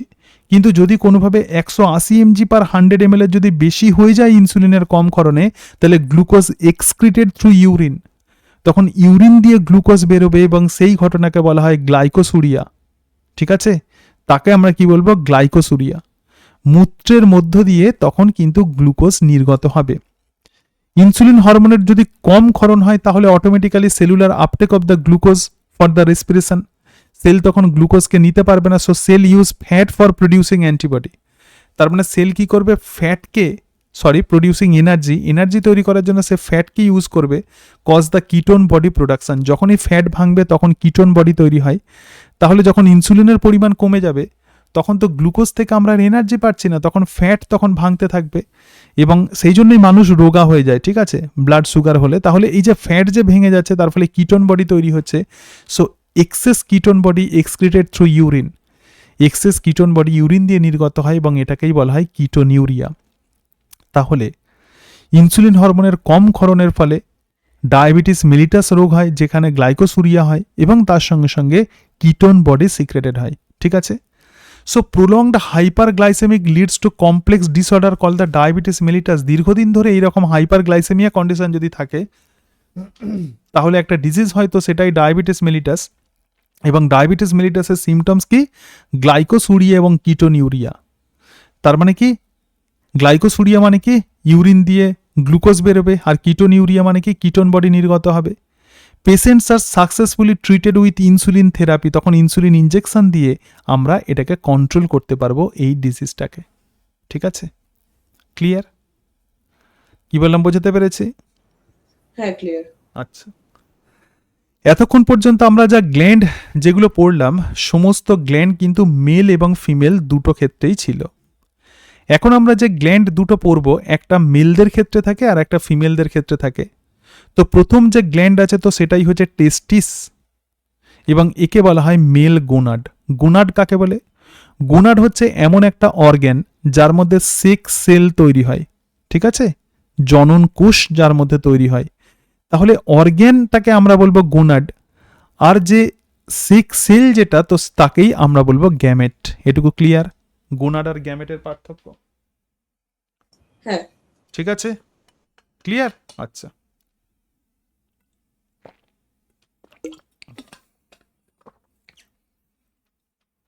এবার দেখো, এই যে টেস্টিস আছে, এই টেস্টিস কিন্তু মেসোডার্ম থেকে অরিজিন করে। আবারও বলছি, অরিজিনটা যদিও এনসিইআরটিতে মেনশন করা নেই, আমি তাও লিখে দিয়েছি। So this location outside the abdominal cavity within a pouch call the scrotal sac. মানে মেলদের ক্ষেত্রে যে দুটো টেস্টিস থাকে, তাহলে টেস্টিসের সংখ্যা কতগুলো? দেখ, এখানে একটা, এখানে একটা, এর একটা থলির মধ্যে থাকে, তো তার নামই হচ্ছে স্ক্রোটাম। ক্লিয়ার? এবারে এই যে টেস্টিস যেটা আছে এটা কিন্তু হেটারোক্রাইন গ্ল্যান্ড। হেটারোক্রাইন গ্ল্যান্ড মানে হচ্ছে মিক্সড গ্ল্যান্ড। এটা তাহলে কি গ্ল্যান্ড হবে? মিক্সড। তোর এর এক্সোক্রাইন যে পার্ট আছে তো সেটা প্রধানত গ্যামেট তৈরি করে। এই যে গ্যামেট মানে স্পার্মাটোজোয়া, যেটা এই যে স্পার্মাটোজোয়া এটা প্রধানত দেহের বাইরে সিক্রেটেড হয়, তো সেই জন্য এটা এক্সোক্রাইন পার্ট। আর এন্ডোক্রাইন পার্ট মানে প্রডিউস গ্রুপ অফ হরমোন, বেশ একদল হরমোন ক্ষরণ করে, তো তাকেই বলা হয় অ্যান্ড্রোজেন। অনেক রকমের অ্যান্ড্রোজেন আছে, তার মধ্যে মেইনলি টেস্টোস্টেরন ক্ষরণ করে। তাহলে টেস্টিস দু রকমই ফাংশন করছে, একটা এক্সোক্রাইন আর একটা এন্ডোক্রাইন, যেহেতু দু রকম ফাংশন করছে তো সেই জন্য এটাকে হেটারোক্রাইন অর মিক্সড গ্ল্যান্ড বলা হয়। ক্লিয়ার?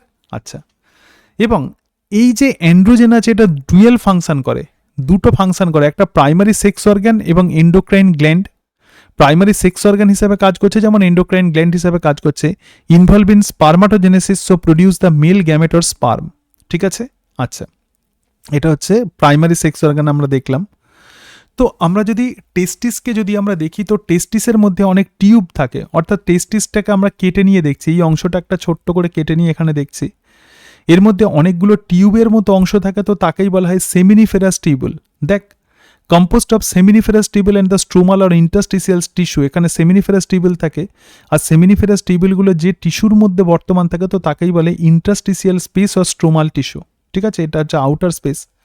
তো এই সেমিনিফেরাস টিউবুল হচ্ছে কয়েল স্ট্রাকচার ইনসাইড দ্য টেস্টিস, টেস্টিসের মধ্যে টিউবের মতো গঠন এবং স্পার্ম প্রডিউস হেয়ার। তো এই সেমিনিফেরাস টিউবুলের মধ্যে এফএসএইচ হরমোন কাজ করে, এবং এফএসএইচ হরমোন কাজ করে এখান থেকে স্পার্ম তৈরি করে, মেল গ্যামেট তৈরি করে। আর সেমিনিফেরাস টিউবুলের মাঝে মানে এই যে স্ট্রোমাল টিস্যু আছে তো এখানে কিছু কিছু সেল থাকে, তো তাকে বলে লেডিক সেল। এখানে এলএইচ আর আইসিএসএইচ হরমোন কাজ করে, এখানে মেলদের ক্ষেত্রে যে হরমোনটা তো তাকে বলে আইসিএসএইচ। আইসিএসএইচ যখন কাজ করে তখন এখান থেকে অ্যান্ড্রোজেন সিক্রেটেড হয়, প্রচুর প্রচুর ইম্পর্টেন্ট। তাহলে সেমিনিফেরাস টিউবুল থেকে স্পার্ম সিক্রেটেড হয়, এস দিয়ে মনে রাখবে, আর লেডিক সেল থেকে হরমোন সিক্রেটেড হয়। ঠিক আছে? ক্লিয়ার? ঠিক আছে? হ্যাঁ, হ্যাঁ, হ্যাঁ, হ্যাঁ। এবার দেখো এরপরে আমরা যেটা দেখবো সেটা হচ্ছে function of the testosterone. Testosterone কি কাজ করছে আমি একদম পরপর এখানে লিখে দিয়েছি। Secondary sex organ, primary sex organ, তাহলে আমরা কোনটা দেখলাম? প্রাইমারি সেক্স অর্গান কোনটা? প্রাইমারি, প্রাইমারি সেক্স অর্গান তো টেস্টিস। হ্যাঁ। তাহলে সেকেন্ডারি সেক্স অর্গানে দেখো এপিডিডাইমিস আছে, ভাস ডিফারেন্স আছে, সেমিনাল ভেসিকেল আছে, প্রোস্টেট আছে, ইউরেথ্রা আছে। সুতরাং এই সেকেন্ডারি সেক্স অর্গানের ডেভেলপমেন্টে হেল্প করে, ম্যাচুরেশনে হেল্প করে এবং ফাংশনে হেল্প করে। সুতরাং টেস্টিসের যে লেডিক সেল থেকে অ্যান্ড্রোজেন সিক্রেটেড হয়, তো সেই অ্যান্ড্রোজেনগুলো বিভিন্ন রকমের সেকেন্ডারি সেক্স অর্গান যেমন epididymis, vas deferens, seminal vesicle, prostate, urethra, so these all are male secondary sex organ, তার ডেভেলপমেন্ট, তার ম্যাচুরেশন এবং ফাংশনে সাহায্য করে।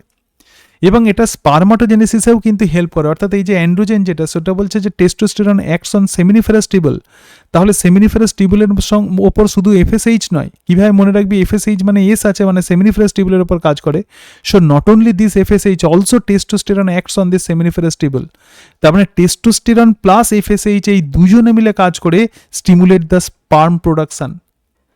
দেখ, produce the anabolic effect on the protein and the carbohydrate metabolism, মানে carbohydrate এবং প্রোটিন তৈরিতে হেল্প করে, সেই জন্য এটাকে অ্যানাবলিক হরমোন বলা হয়। লিবিডো মানে মেলদের যে সেক্সুয়াল যে উইলিং যে পাওয়ারটা, ঠিক আছে, acts on central nervous system and influence the male sexual behaviour. Male sexual বিহেভিয়ারকে কন্ট্রোল করে এরা। অন্যান্য ফাংশন দেখ, মাস্কুলার গ্রোথ, মাসেলসের development, growth of the facial and the axillary hair, aggressiveness, ছেলেরা একটু অ্যাগ্রেসিভ হয়, low pitch of the voice, আমি যে ভয়েসে কথা বলছি সেটা লো পিচ, আর মেয়েদের গলার স্বর অনেক তীক্ষ্ণ হয়, সেটাকে বলা হয় হাই পিচ। ঠিক আছে? তাহলে এগুলো সব কাজ করে কে? অ্যান্ড্রোজেন বা টেস্টোস্টেরন।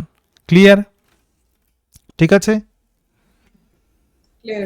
এবার দেখ 10 নম্বর যে গ্ল্যান্ড আছে তো সেটাই হচ্ছে ওভারি, যাকে আমরা বলবো female gonad. So this is also mesodermal in origin and 1 pair and each with 3 gram weight. দেখ এখানে একটুখানি বলি, ফিমেলদের রিপ্রোডাক্টিভ অর্গ্যান যদি আমরা দেখি তো ফিমেলদের রিপ্রোডাক্টিভ অর্গ্যানের প্রথমে যে অংশটা থাকে তো সেটা হচ্ছে ইউটেরাস। ইউটেরাসের পরে আরও বিভিন্ন সার্ভিক্স ইত্যাদি থাকে, এগুলো আমরা ক্লাস 12-এ পড়বো। তো এই ইউটেরাস থেকে দুটো প্রাইমারি সেক্স অর্গান এইভাবে থাকে, এবং এই দুটো প্রাইমারি সেক্স অর্গানই হচ্ছে ওভারি। ঠিক আছে? তাহলে একটা পেয়ার, এক জোড়া ওভারি থাকে, টেস্টিসও কিন্তু 1 পেয়ার থাকে, এবং প্রত্যেকটার ওজন কত? 3 গ্রাম। এটা আমি লিখে দিয়েছি এই কারণের জন্য, কারণ তাহলে তোর একটা আইডিয়া তৈরি হবে যে ওভারি অ্যাকচুয়ালি কীরকম। তাহলে 3 গ্রাম ওয়েট থাকে। এটাও কিন্তু একটা মিক্সড গ্ল্যান্ড। কেন? কারণ মিক্সড গ্ল্যান্ড মানে এক্সোক্রাইন ফাংশন হিসেবে কাজ করছে। Primary sex organ produce 1 ovum, female gamete in each menstrual cycle. Menstrual cycle 28 days ইন্টারভ্যালে হয়, আমরা পরে পড়বো এগুলো সম্পর্কে। তাহলে এটা একটাই ওভাম তৈরি করে। ঠিক আছে? যেহেতু ওভাম রিলিজড হচ্ছে সেই জন্য এটা এক্সোক্রাইন ফাংশন। এক্সোক্রাইন মানে কি যখন কোনো পদার্থ যখন রিলিজড হয়, আর এন্ডোক্রাইন মানে কি দেহের ভিতরেই সিক্রেটেড হয়। এবং এন্ডোক্রাইন পার্ট দেখো বলছে secrete the two groups of steroid hormone, estrogen আর প্রোজেস্টেরন। তাহলে এখান থেকে দুটো হরমোন সিক্রেটেড হয়, একটার নাম হচ্ছে ইস্ট্রোজেন। ইস্ট্রোজেন কি হয় দেখ, বলছে synthesized and secreted by the growing ovarian follicle or the Graafian follicle. এটা গ্রোয়িং ওভারিয়ান ফলিকল বা গ্রাফিয়ান ফলিকল থেকে তৈরি হচ্ছে ইস্ট্রোজেন, আগের দিন বলছিলাম। আর progesterone secreted by corpus luteum or golden body. তাহলে ইস্ট্রোজেন কোথা থেকে সিক্রেটেড হচ্ছে, গ্রাফিয়ান ফলিকল। আর প্রোজেস্টেরন সিক্রেটেড হচ্ছে কোথা থেকে, corpus luteum. Very very important. এবং যদি আমরা ওভারির যদি আমরা স্ট্রাকচার দেখি, composed of the ovarian follicle, এর মধ্যে অনেক ওভারিয়ান ফলিকল থাকে এবং স্ট্রোমাল টিস্যু থাকে, আগে যেমন দেখলাম যে টিস্যু থাকে। Ovary has the growing follicle. দেখ ওভারিতে এরকম ফলিকল থাকে যেগুলো গ্রোয়িং মানে ছোট থেকে বড় হয়। মেনস্ট্রুয়াল সাইকেলের বিভিন্ন সময়ে এদের আকৃতি ছোট থাকে, তারপরে আকৃতি চেঞ্জেস হয়। So ovary has the growing follicle and developing oocyte present in it. এখানে দেখ একটা ফলিকল আছে এবং এই ফলিকলকে আমরা বলছি প্রাইমারি ফলিকল, এবং এর মধ্যেই ওভাম থাকে। এর মধ্যে কি থাকে, ওভাম বা এগ। বলছে ওভারি হ্যাজ গ্রোয়িং ফলিকল এবং developing oocyte present on it. তো এফএসএইচ হরমোন কি কাজ করছে দেখ, জিটিএইচ এর FSH hormone is responsible for growth of follicle. এই যে প্রাইমারি ফলিকল আছে সেটাকে সেকেন্ডারি ফলিকল, সেকেন্ডারি ফলিকল থেকে গ্রাফিয়ান ফলিকলে তৈরি করতে কে সাহায্য করছে, এফএসএইচ। ঠিক আছে, তাহলে FSH hormone responsible for growth of follicle. এবং যখন গ্রাফিয়ান ফলিকল তৈরি হয় তখন এই গ্রাফিয়ান ফলিকলের ওপর এলএইচ হরমোন কাজ করে, যাকে বলে লিউটিনাইজিং হরমোন। এবং এই এলএইচ হরমোন এই যে ওভাম আছে সেই ওভামটাকে এবার রিলিজ করে দেবে ওভারি থেকে। তাহলে দেখ এই যে সবুজ কালারের এটা গ্রাফিয়ান ফলিকল আছে, তো গ্রাফিয়ান ফলিকল কিন্তু ওভারির মধ্যে থেকে যায়, বাট গ্রাফিয়ান ফলিকলের ভিতরে যে ওভাম আছে সেটা কিন্তু রিলিজড হয়ে যায়। সো এই যে ঘটনা এটাকে বলে ওভিউলেশন আর release of the ovum by LH. তো এলএইচ প্রধানত ওভিউলেশন ঘটাতে হেল্প করছে, এবং বাকি যা কিছু পড়ে থাকে remnant of this Graafian follicle, তো তাকেই বলা হয় corpus luteum. So corpus luteum থেকে একটা হরমোন তৈরি হয় তার নাম প্রোজেস্টেরন, আর গ্রাফিয়ান ফলিকল থেকে একটা হরমোন তৈরি হয় তার নাম হচ্ছে ইস্ট্রোজেন। ঠিক আছে, বলছে responsible for the rupture of the Graafian follicle LH হরমোনের function, and this rupture follicle is converted to the corpus luteum. এই যে ফলিকল যেটা রাপচার্ড হয়ে গেল সেটা এবার কর্পাস লিউটিয়ামে পরিণত হয়। এটুকু বোঝাতে পেরেছি? ক্লিয়ার? হ্যাঁ। তাহলে দেখ ফিমেলদের ক্ষেত্রে ওভারি থেকে যে ইস্ট্রোজেন এবং প্রোজেস্টেরন সিক্রেটেড হয় তাদের ফাংশন একটু দেখে নিই। So function of the estrogen mainly secreted by ovarian follicle. Ovarian follicle থেকে প্রধানত সিক্রেটেড হয় স্মল অ্যামাউন্ট, সামান্য পরিমাণে কিন্তু কর্পাস লিউটিয়াম থেকেও সিক্রেটেড হয়। ইস্ট্রোজেন কি ফাংশন করে, সেকেন্ডারি যে সেক্স ক্যারেক্টার্স আছে মানে ফিমেলদের ক্ষেত্রে high pitch voice, female pattern of hair distribution, female sexual behaviour control করে। সেকেন্ডারি সেক্স অর্গান মানে কি growth and development of the uterus, এখানে দেখ ইউটেরাস আছে। ফ্যালোপিয়ান টিউব, এখানে ফ্যালোপিয়ান টিউব আছে। ঠিক আছে, এবং তার সঙ্গে সঙ্গে মেমারি গ্ল্যান্ডের গ্রোথ ডিউরিং দ্য পিউবার্টি, এটা কে করছে, estrogen. Forms the endometrium wall of the uterus, দেখ ইউটেরাসের ভিতরে এন্ডোমেট্রিয়াম ওয়াল থাকে, তো এগুলো সব কিন্তু ইস্ট্রোজেন কাজ করে। এবং on ovary influence the oogenesis, ওভারির ওপর উজেনেসিস করতেও হেল্প করে। আর তারপরে আমরা যেটা দেখবো সেটা হচ্ছে প্রোজেস্টেরনের ফাংশন। এটুকু বোঝাতে পেরেছি ইস্ট্রোজেনের ফাংশন কি? ঠিক আছে, এবার দেখো প্রোজেস্টেরনের ফাংশন। তো প্রোজেস্টেরনকে বলা হয় pregnancy maintaining hormone. Support and maintain the pregnancy, ফিমেলদের যে প্রেগনেন্সি সেটাকে মেইনটেইন করে, এবং maintain wall of endometrium during the pregnancy. তাহলে এই যে এন্ডোমেট্রিয়ামের যে ওয়াল যেটা তৈরি হয়েছে এখানেই কিন্তু এমব্রায়ো ইমপ্ল্যান্টেড হয়। তাহলে এই ওয়াল, এন্ডোমেট্রিয়াম ওয়াল যদি কোনোভাবে রাপচার করে তখন কিন্তু এমব্রায়ো বাইরে বেরিয়ে চলে আসবে। তো সেটা যাতে না হয়, তো সেই কাজে প্রোজেস্টেরন হেল্প করে। তো সেই জন্য প্রোজেস্টেরনকে আমরা বলবো প্রেগনেন্সি মেইনটেনিং হরমোন। তাহলে ডিউরিং প্রেগনেন্সি যদি কোনোভাবে প্রোজেস্টেরন যদি কোনোভাবে লেভেল যদি ড্রপ করে যায়, rupture of the endometrium, slow bleeding. ঠিক আছে, তাহলে এন্ডোমেট্রিয়াম ছিঁড়ে যায় এবং তার ফলে আমাদের ব্লিডিং শুরু হয়। এমনকি এমব্রায়ো যদি ইমপ্ল্যান্টেডও হয়ে যায় সে কিন্তু তখন মিসক্যারেজ হয়ে যায়, দেহের বাইরে চলে আসে। প্রোজেস্টেরন মেমারি গ্ল্যান্ডের ওপর কাজ করে। দেখ মেমারি গ্ল্যান্ডের যদি আমরা স্ট্রাকচার দেখি, এখানে মেমারি গ্ল্যান্ডে অসংখ্য অ্যালভিওলি থাকে। কি থাকে? অ্যালভিওলি, এবং এই অ্যালভিওলি মিল্ককে স্টোর করে। মেমারি গ্ল্যান্ডের ওপর তিনটে হরমোন কাজ করে। প্রথম যে হরমোন সেটা হচ্ছে ইস্ট্রোজেন, সেটা গ্রোথ ঘটায়। মেমারি গ্ল্যান্ডের কি ঘটায়? গ্রোথ। সেকেন্ড যে হরমোন আছে সেটা হচ্ছে মিল্ক তৈরি করবে, তো তার নাম হচ্ছে প্রোল্যাকটিন, এবং তার সঙ্গে সঙ্গে এই মিল্কের ইজেকশন ঘটায় যে হরমোনটা, তো তার নাম কি, তার নাম হচ্ছে অক্সিটোসিন। সো তিনটে মেন হরমোন প্রধানত মেমারি গ্ল্যান্ডের ওপর কাজ করে। তো এখানে আমরা দেখি যে প্রোজেস্টেরন কি কাজ করছে, stimulate the formation of alveoli. তাহলে এই যে অ্যালভিওলি আছে, এই অ্যালভিওলির ফরমেশনে হেল্প করছে এই progesterone. sac like structure which form and store the milk, so growth of the mammary gland during pregnancy, this is also function of progesterone. ঠিক আছে, কি বললাম বুঝতে পেরেছিস? ক্লিয়ার? হ্যাঁ ক্লিয়ার। এবার আমরা যেটা দেখবো তো সেটা হচ্ছে hormones of heart, kidney and GI tract. বলছে hormones also secreted by some tissue, কিছু টিস্যু থেকেও সিক্রেটেড হয়, not endocrine gland, endocrine gland ছাড়াও আরও কিছু টিস্যু থেকে কিন্তু হরমোন সিক্রেটেড হয়। প্রথম যে হরমোনটা আছে হার্ট থেকে সিক্রেটেড হয়, তার নাম হচ্ছে অ্যাট্রিয়াল নাট্রিউরেটিক ফ্যাক্টর। দেখ নাম দেখেই আমরা বুঝতে পারছি এটা অ্যাট্রিয়াম থেকে সিক্রেটেড হয়, তার মানে দেখ এই দুটো হচ্ছে অ্যাট্রিয়া থাকে, তো সেই অ্যাট্রিয়া থেকে এটা সিক্রেটেড হয়। তো secreted from the atrial wall of the heart, মানে অ্যাট্রিয়াম যে আছে তো তার ওয়াল থেকে অ্যাট্রিয়াল নাট্রিউরেটিক ফ্যাক্টর তৈরি হয়, এবং ডিক্রিজ দ্য ব্লাড প্রেসার, এটা ব্লাড প্রেসারকে কমায়।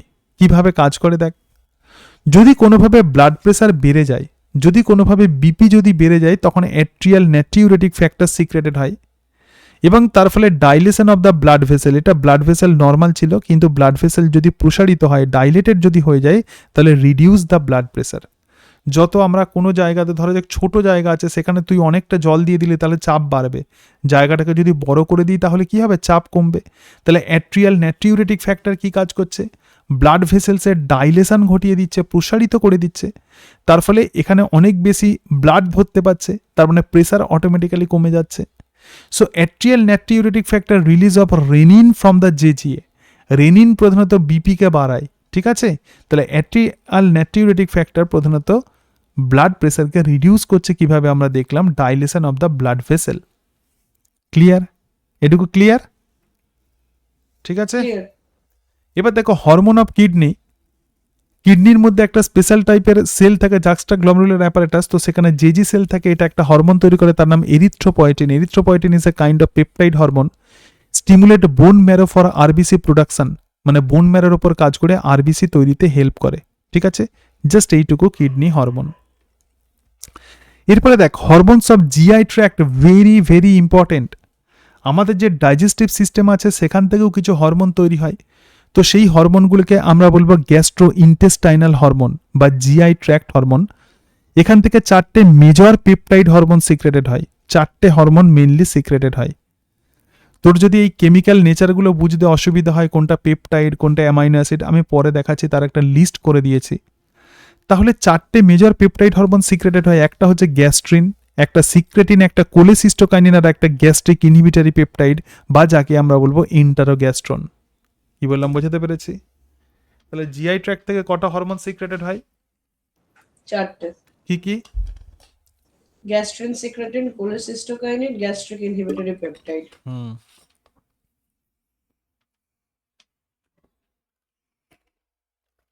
এবারে দেখ প্রথম যে হরমোনটা আমরা দেখবো তো তার নাম হচ্ছে গ্যাস্ট্রিন। গ্যাস্ট্রিন কি ফাংশন করে, এখানে আমরা স্টোম্যাককে এঁকেছি, সুতরাং gastrin secreted from the stomach, স্টোম্যাকের জি সেল আছে সেখান থেকে এটা সিক্রেটেড হয়। দেখ স্টোম্যাক থেকে সিক্রেটেড হচ্ছে, সিক্রেট হয়ে তার কিন্তু টার্গেট অর্গান কিন্তু স্টোম্যাক, সে স্টোম্যাকেই কাজ করছে, ঠিক আছে। গ্যাস্ট্রিন তাহলে কখন সিক্রেটেড হবে, যখনই তুই খাবার খাবি, ফুড ইন দ্য স্টোম্যাক, স্টোম্যাকের মধ্যে খাবার চলে গেলে তখন গ্যাস্ট্রিন সিক্রেটেড হয়।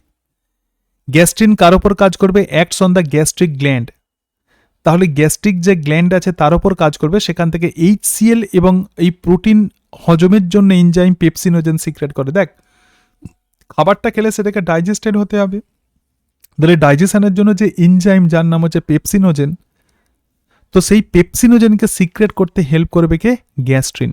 যখনই খাবার স্টোম্যাকের ভিতরে ঢুকে যাবে তখনই স্টোম্যাক তখন গ্যাস্ট্রিন সিক্রেট করবে, এবং সেই গ্যাস্ট্রিন এবার প্রোটিন জাতীয় খাবারের ডাইজেশনে হেল্প করে, ঠিক আছে। সেকেন্ড টাইপের যে হরমোন আছে সেটা হচ্ছে গ্যাস্ট্রিক ইনহিবিটরি পেপটাইড, ছবি এঁকে বুঝিয়ে দিয়েছি। দেখ এটা ডিওডিনাম থেকে সিক্রেটেড হয় এবং স্টোম্যাকের মধ্যে নেগেটিভ কন্ট্রোল ঘটাচ্ছে। দেখ বলছে সিক্রেটেড ফ্রম দ্য ডিওডিনাম, এবং এরও টার্গেট অর্গান কিন্তু stomach. Inhibit the gastric secretion and the motility. Gastrin যেখানে পেপসিনোজেন এবং এইচসিএল সিক্রেট করতে হেল্প করছিল, গ্যাস্ট্রিক ইনহিবিটরি পেপটাইড, গ্যাস্ট্রিন কথার মানেই হচ্ছে স্টোম্যাক, ঠিক আছে? তাহলে স্টোম্যাককে যে ইনহিবিট করছে, যে বাধা দিচ্ছে, তো সেটাই হচ্ছে gastric inhibitory peptide, which is also known as enterogastrone, ঠিক আছে? পরের যে হরমোনটা আছে, তো সেই হরমোনটার নাম হচ্ছে সিক্রেটিন। সিক্রেটিন দেখ এখানে ডিওডিনাম থেকে সিক্রেটেড হচ্ছে। কোথা থেকে? Duodenum. Secreted from the duodenum when the HCL of the stomach reach the duodenum. তাহলে আমরা যে খাবার খাচ্ছি সেই খাবারের সঙ্গে এইচসিএল যুক্ত হচ্ছে, এবং সেই এইচসিএল যুক্ত খাবার যখন ডিওডিনামে চলে যায়, তখন এই ডিওডিনাম সিক্রেটিন ক্ষরণ করে। সিক্রেটিন বিভিন্ন টার্গেট অর্গানের ওপর কাজ করছে। দেখ স্টোম্যাকের ওপর কাজ করছে, তো স্টোম্যাক থেকে গ্যাস্ট্রিক সিক্রেশনে বাধা দিচ্ছে। কেন? কারণ স্টোম্যাক থেকে তো খাবার নিচে চলে এসেছে, তাহলে তার আর সিক্রেশনের দরকার নেই, সেজন্য গ্যাস্ট্রিক সিক্রেশনে বাধা দিচ্ছে। লিভারের ওপর কাজ করে ইনক্রিজ বাইল সিক্রেশন, বাইল পিত্তরস ক্ষরণ করতে হেল্প করছে। প্যানক্রিয়াসের ওপর কাজ করছে, দেখ acts on the exocrine pancreas, প্যানক্রিয়াসের ওপর কাজ করে stimulate the secretion of the H2 and the bicarbonate. দেখ প্যানক্রিয়াস থেকে H2 আর বাইকার্বনেটকে বের করে নিচ্ছে, ঠিক আছে? তাহলে এটাই হচ্ছে সিক্রেটিনের কাজ। কি বললাম, বোঝাতে পেরেছি? খুব সুন্দর সিম্পল ছবির সাহায্যে একদম করা আছে নোটসগুলো, হ্যাঁ? হ্যাঁ, এবার দেখো, এরপরে আমরা যেটা দেখবো, তো সেটা হচ্ছে cholecystokinin. Cholecystokinin is also released from duodenum, C আকৃতির ডিওডিনাম। টার্গেট অর্গ্যান কিন্তু প্যানক্রিয়াস। এখানে লিভার আছে, এটা লিভার, আর এটা হচ্ছে প্যানক্রিয়াস। তাহলে প্যানক্রিয়াসের ওপর কাজ করছে, stimulate the secretion of the enzyme, প্যানক্রিয়াসের এনজাইম স্টিমুলেট করতে হেল্প করে। এছাড়া গল ব্লাডারের কন্ট্রাকশন, এটা প্রচুর পরীক্ষাতে আসে। তাহলে গল ব্লাডারের কন্ট্রাকশন ঘটাচ্ছে, মানে পিত্তথলিকে সংকুচিত করছে, তার ফলে সেখান থেকে বাইল রিলিজড হচ্ছে, পিত্ত রস নিঃসৃত হচ্ছে, ঠিক আছে? তাহলে এটাই হচ্ছে কোলেসিস্টোকাইনিন। এখানে একটা নোট দেখ, যেটা এনসিআরটিতে মেনশন করা আছে, বলছে several non endocrine tissue secret the hormones call the growth factor. অনেক নন এন্ডোক্রাইন টিস্যু আছে, সেগুলোও কিছু হরমোন তৈরি করে, তো তাদেরকে আমরা গ্রোথ ফ্যাক্টর বলবো। Essential for normal growth of tissue and their repair or regeneration, মানে যেগুলো টিস্যুর নর্মাল গ্রোথে সাহায্য করে, তা রিপেয়ার এবং রিজেনারেশনে সাহায্য করে, ঠিক আছে? ক্লিয়ার? ক্লিয়ার। এবার দেখ, এরপরে আমরা আর খুব বেশি নেই, আমরা হরমোনের একদম শেষ দিকে আমরা চলে এসেছি। তো এরপরে আমরা যেটা দেখব, তো সেটা হচ্ছে যে হরমোন কিভাবে ফাংশন করছে। দেখ, প্রধানত দুই ধরনের হরমোন আছে, একটা নন স্টেরয়েড হরমোন আর একটা স্টেরয়েড হরমোন। তো নন স্টেরয়েড যেসব হরমোনগুলো আছে, সেগুলো সেলের ভেতরে ঢুকতে পারে না, তারা সেলের বাইরে থেকেই কাজ করে। আর স্টেরয়েড হরমোন যেগুলো আছে, সেগুলো কিন্তু সেলের মধ্যে ঢুকে যায়, ঠিক আছে? স্টেরয়েড হরমোন যেগুলো আছে, সেগুলো কি হয়, সেগুলো কিন্তু সেলের মধ্যেই সেগুলো ঢুকে যায়। তো কিভাবে এরা কাজ করছে দেখ এখানে। তো হরমোন সবসময় স্পেসিফিক রিসেপ্টরের সঙ্গে যুক্ত হয়। এখানে দেখো হরমোন সবসময় কি হয়, স্পেসিফিক রিসেপ্টরের সঙ্গে যুক্ত হয়। এখানে একটা সেল আছে, এবং সেলের মধ্যে কি আছে, রিসেপ্টর থাকে, এবং এই রিসেপ্টরগুলো কিন্তু প্রোটিন। তাহলে হরমোন এই রিসেপ্টরের সঙ্গে যখন যুক্ত হয়, তাহলে স্পেসিফিক হরমোনের কিন্তু স্পেসিফিক রিসেপ্টর থাকে। তাহলে কোনো হরমোনের যে সেলে রিসেপ্টর থাকে, তো তাকেই আমরা বলবো টার্গেট টিস্যু। হরমোন যখন রিসেপ্টরের সঙ্গে যুক্ত হয়, তখন হরমোন রিসেপ্টর কমপ্লেক্স তৈরি হয়। যখন এই হরমোন রিসেপ্টর কমপ্লেক্স তৈরি হয়, তখন সেলের মধ্যে বায়োকেমিক্যাল চেঞ্জ ঘটে। দেখ এখানে আমি ডট ডট করে দিয়েছি, বায়োকেমিক্যাল চেঞ্জ ঘটে সেলের মধ্যে। সুতরাং physiological function in the target tissue, এবং এইভাবে হরমোন কাজ করে। আচ্ছা, এবার এখানে দেখ, বলছে hormone released from the endocrine gland, endocrine gland থেকে হরমোন রিলিজড হলো, reach into the target cell via blood, blood দিয়ে টার্গেট সেলে গেল। In the target tissue the receptors are present. এখানে রিসেপ্টারের কিছু বৈশিষ্ট্য আছে, এনসিআরটিতে মেনশন করা আছে। রিসেপ্টার হচ্ছে আর কিছুই না, এটা স্পেসিফিক টাইপের প্রোটিন, এবং প্রত্যেকটা specific for one hormone only. এক একটা রিসেপ্টার একটা হরমোনের জন্যই স্পেসিফিক। যেমন এসটিএইচ যদি হরমোন হয়, তাহলে তার জন্য রিসেপ্টার, আবার টিএসএইচ এর রিসেপ্টারে কিন্তু এসটিএইচ বাইন্ড করতে পারবে না, সেই জন্য রিসেপ্টার কিন্তু সবসময় স্পেসিফিক হয়। আফটার বাইন্ডিং উইথ রিসেপ্টার, রিসেপ্টারের সঙ্গে যুক্ত হওয়ার পরে হরমোন রিসেপ্টার কমপ্লেক্স তখন তৈরি হয়। Leads to certain biochemical changes in the target tissue, target টিস্যুতে কিছু বায়োকেমিক্যাল চেঞ্জ হয়, এবং টার্গেট টিস্যুর মেটাবলিজম এবং ফিজিওলজিক্যাল ফাংশন কন্ট্রোল করে রেগুলেটেড বাই হরমোন। এটা হচ্ছে একটা নর্মাল হরমোনের ফাংশন, ঠিক আছে। এবার দেখ, যেটা বলছিলাম যে বিভিন্ন হরমোন তোর হয়তো বুঝতে অসুবিধা হচ্ছে যে তাদের কেমিক্যাল নেচারটা কি, এখানে লিখে দিয়েছে দেখে নাও, এনসিআরটিতেও মেনশন করা আছে। বলছে পেপটাইড, পলিপেপটাইড এবং প্রোটিন হরমোন কোনগুলো? Hypothalamic hormone, pituitary hormone, insulin, insulin তো obviously protein hormone, glucagon, calcitonin, parathyroid hormone, thymosin, ঠিক আছে। এগুলো সব হচ্ছে আমাদের পেপটাইড, পলিপেপটাইড এবং প্রোটিন হরমোন। অ্যামাইনো অ্যাসিড থেকে তৈরি হচ্ছে কে? এপিনেফ্রিন এবং নরএপিনেফ্রিন এবং তার সঙ্গে সঙ্গে মেলাটোনিন। আয়োডোথাইরোনিন মানে আয়োডিনেটেড হরমোন কোনটা? Thyroid hormone, that is T3 and T4। Steroid hormone কোনগুলো? স্টেরয়েড হরমোন যেগুলো কোলেস্টেরল থেকে তৈরি হচ্ছে, যেমন টেস্টোস্টেরন আছে, সেক্স হরমোন, ইস্ট্রাডাইল আছে, প্রোজেস্টেরন আছে এবং কর্টিজল। কর্টিজল মানে অ্যাড্রিনাল কর্টেক্সের যে হরমোনগুলো আছে। তো কেমিক্যাল নেচার অনেক সময় এখান থেকে কিন্তু প্রশ্ন দেয় কোনটা কোন টাইপের হরমোন, ঠিক আছে। এবার দেখ, এই যে রিসেপ্টরের কথা বললাম, এই রিসেপ্টর কিন্তু দুই ধরনের হয়। কিছু রিসেপ্টর আছে মেমব্রেন বাউন্ড রিসেপ্টর আর এক্সট্রা সেলুলার রিসেপ্টর। তো প্রথম যে রিসেপ্টরটা দেখালাম এটা কিন্তু মেমব্রেন বাউন্ড রিসেপ্টর, ঠিক আছে। দেখ, বলছে present on the cell membrane of the target cell. এখানে টার্গেট সেল আছে, তার সেল মেমব্রেনে এই রিসেপ্টর থাকে। Hormone do not enter into the target cell. এখানে হরমোন কিন্তু টার্গেট সেলের ভেতরে ঢুকছে না। এবং but generate the second messenger. দেখ, হরমোন কিন্তু রিসেপ্টরের সঙ্গে যুক্ত হচ্ছে। হরমোন রিসেপ্টরের সঙ্গে যুক্ত হওয়ার পরে সেলের ভেতরে এটা সেকেন্ড মেসেঞ্জার তৈরি করছে। এক্ষেত্রে হরমোন কিন্তু ফার্স্ট মেসেঞ্জার, কিন্তু সেলের মধ্যে কি তৈরি করছে? Second Messenger. কোন হরমোন? যেগুলো নন স্টেরয়েড হরমোন। কোন হরমোন? যেগুলো সেল সারফেস রিসেপ্টরের সঙ্গে যুক্ত হয়, সেই সমস্ত হরমোনগুলো। তো সেই হরমোনগুলোকে আমরা বলবো ফার্স্ট মেসেঞ্জার। এবং সেলের ভিতরে after binding with receptor they will form second messenger, and this second মেসেঞ্জারের এক্সাম্পল কি? Cyclic AMP, IP3, inositol 1,4,5 triphosphate, calcium, এগুলো সব হচ্ছে second messenger. This second messenger regulate the cellular metabolism. এই সেকেন্ড মেসেঞ্জার সেলুলার মেটাবলিজমে help করে। বুঝতে পেরেছিস? বোঝা গেছে? আরেকবার বলতে হবে এটা। হ্যাঁ, বোঝা। এটা আরেকবার এক্সপ্লেন করে দিলে ভালো হয়, কি হ্যাঁ, করে সেকেন্ড মেসেঞ্জার কাজ করছে, মানে কেন তৈরি হচ্ছে। এখানে দেখ, এখানে যে হরমোন আছে, হরমোন তো সেলের ভেতরে ঢুকতে পারছে না, হরমোন রিসেপ্টরের সঙ্গে যুক্ত হচ্ছে। যখন রিসেপ্টরের সঙ্গে যুক্ত হচ্ছে কিন্তু হরমোন নিজে গিয়ে কাজ করছে না। হরমোন তখন এই সেলের মধ্যে কিছু চেঞ্জ ঘটিয়ে দিচ্ছে, তার ফলে সেকেন্ড মেসেঞ্জার তৈরি হচ্ছে। তাহলে এখানে হরমোন হচ্ছে ফার্স্ট মেসেঞ্জার আর এটা হচ্ছে সেকেন্ড মেসেঞ্জার। যেমন ধর আমি পড়াশোনা করে আমি নোট তৈরি করেছি, কিন্তু পরীক্ষা কে দেবে? তুই। তাহলে আমি হচ্ছে ফার্স্ট মেসেঞ্জার, কিন্তু পরীক্ষার হলে ঢুকছিস তুই, তুই হচ্ছে সেকেন্ড মেসেঞ্জার। কি বললাম বোঝাতে পারছি? হ্যাঁ হ্যাঁ, বুঝতে পেরে গেছি। ঠিক আছে। তাহলে এই সেকেন্ড মেসেঞ্জার কি কি হতে পারে? আমার যেমন অনেক স্টুডেন্ট থাকতে পারে, যেমন তুমি একজন স্টুডেন্ট, তো এখানেও সেকেন্ড মেসেঞ্জার যেমন সাইক্লিক এএমপি হতে পারে, IP3 হতে পারে, ক্যালসিয়াম হতে পারে। এগুলো সব হরমোনের থ্রু দিয়ে সেলের মধ্যে তৈরি হয়, সেই জন্য এগুলো সেকেন্ড মেসেঞ্জার। ক্লিয়ার?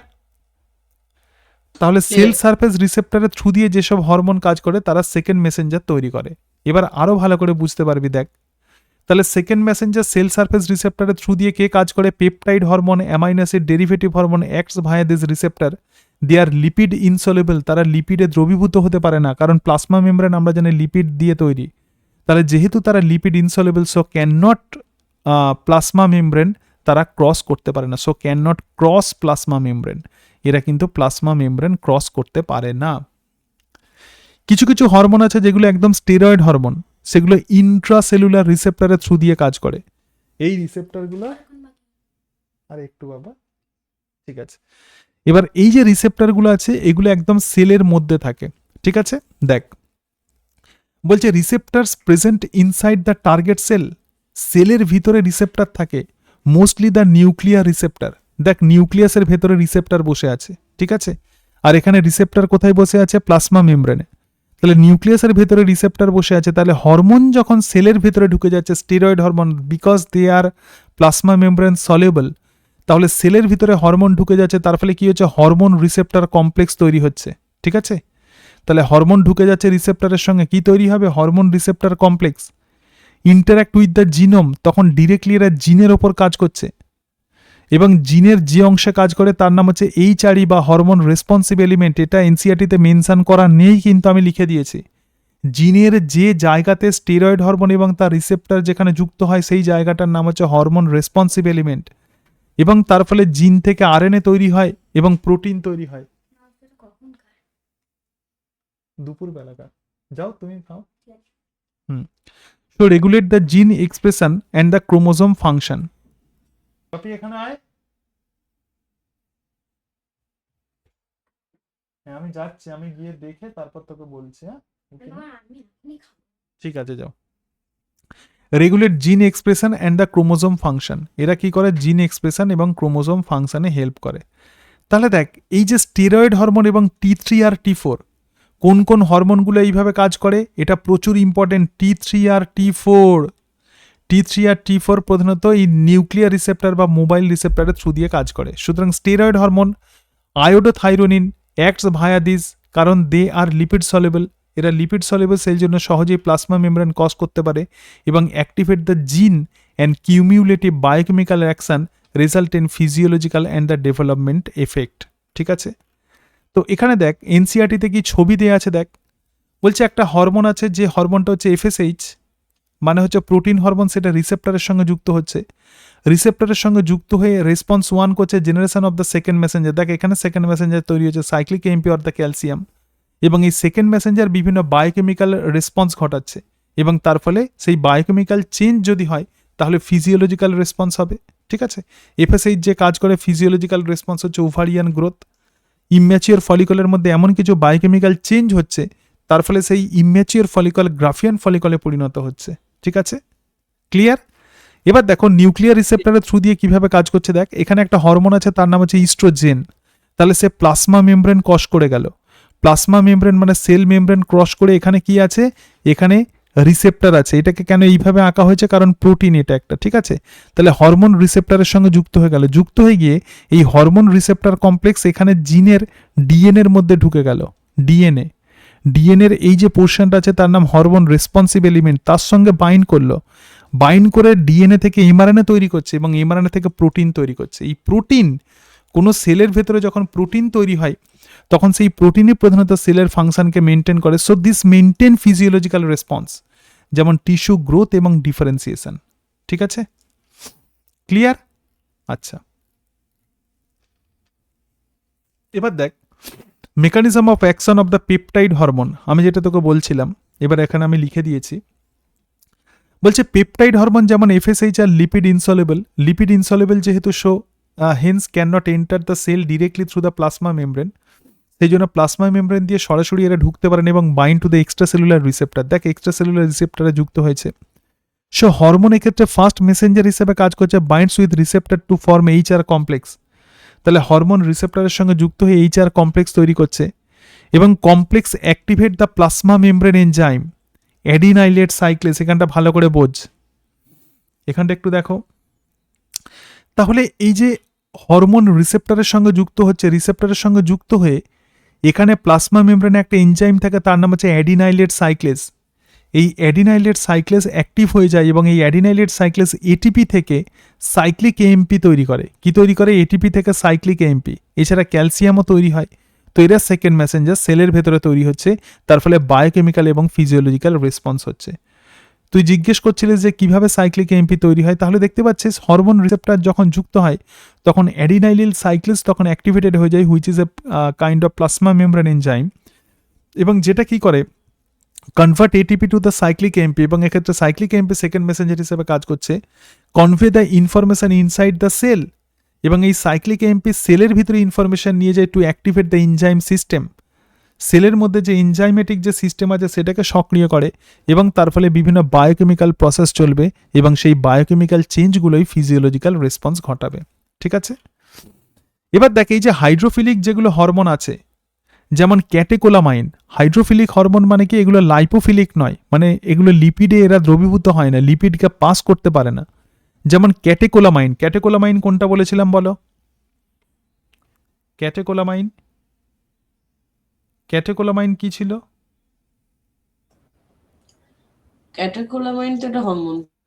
কি হরমোন ছিল, তার নামগুলো কি কি ছিল বলো? ক্যাটেকোলামাইন আহ, এপিনেফ্রিন আর নরএপিনেফ্রিন, ঠিক আছে। এছাড়া আচ্ছা, আছে আচ্ছা। পিটুইটারি হরমোন, এছাড়া pancreatic hormone, calcitonin, parathormone, hypothalamic hormone. সুতরাং সেক্স হরমোন যেগুলো সেগুলো ছাড়া এবং T3 T4 ছাড়া বাকি যে হরমোনগুলো আছে সব প্লাজমা মেমব্রেন বাউন্ড রিসেপ্টরের থ্রু দিয়ে কাজ করে।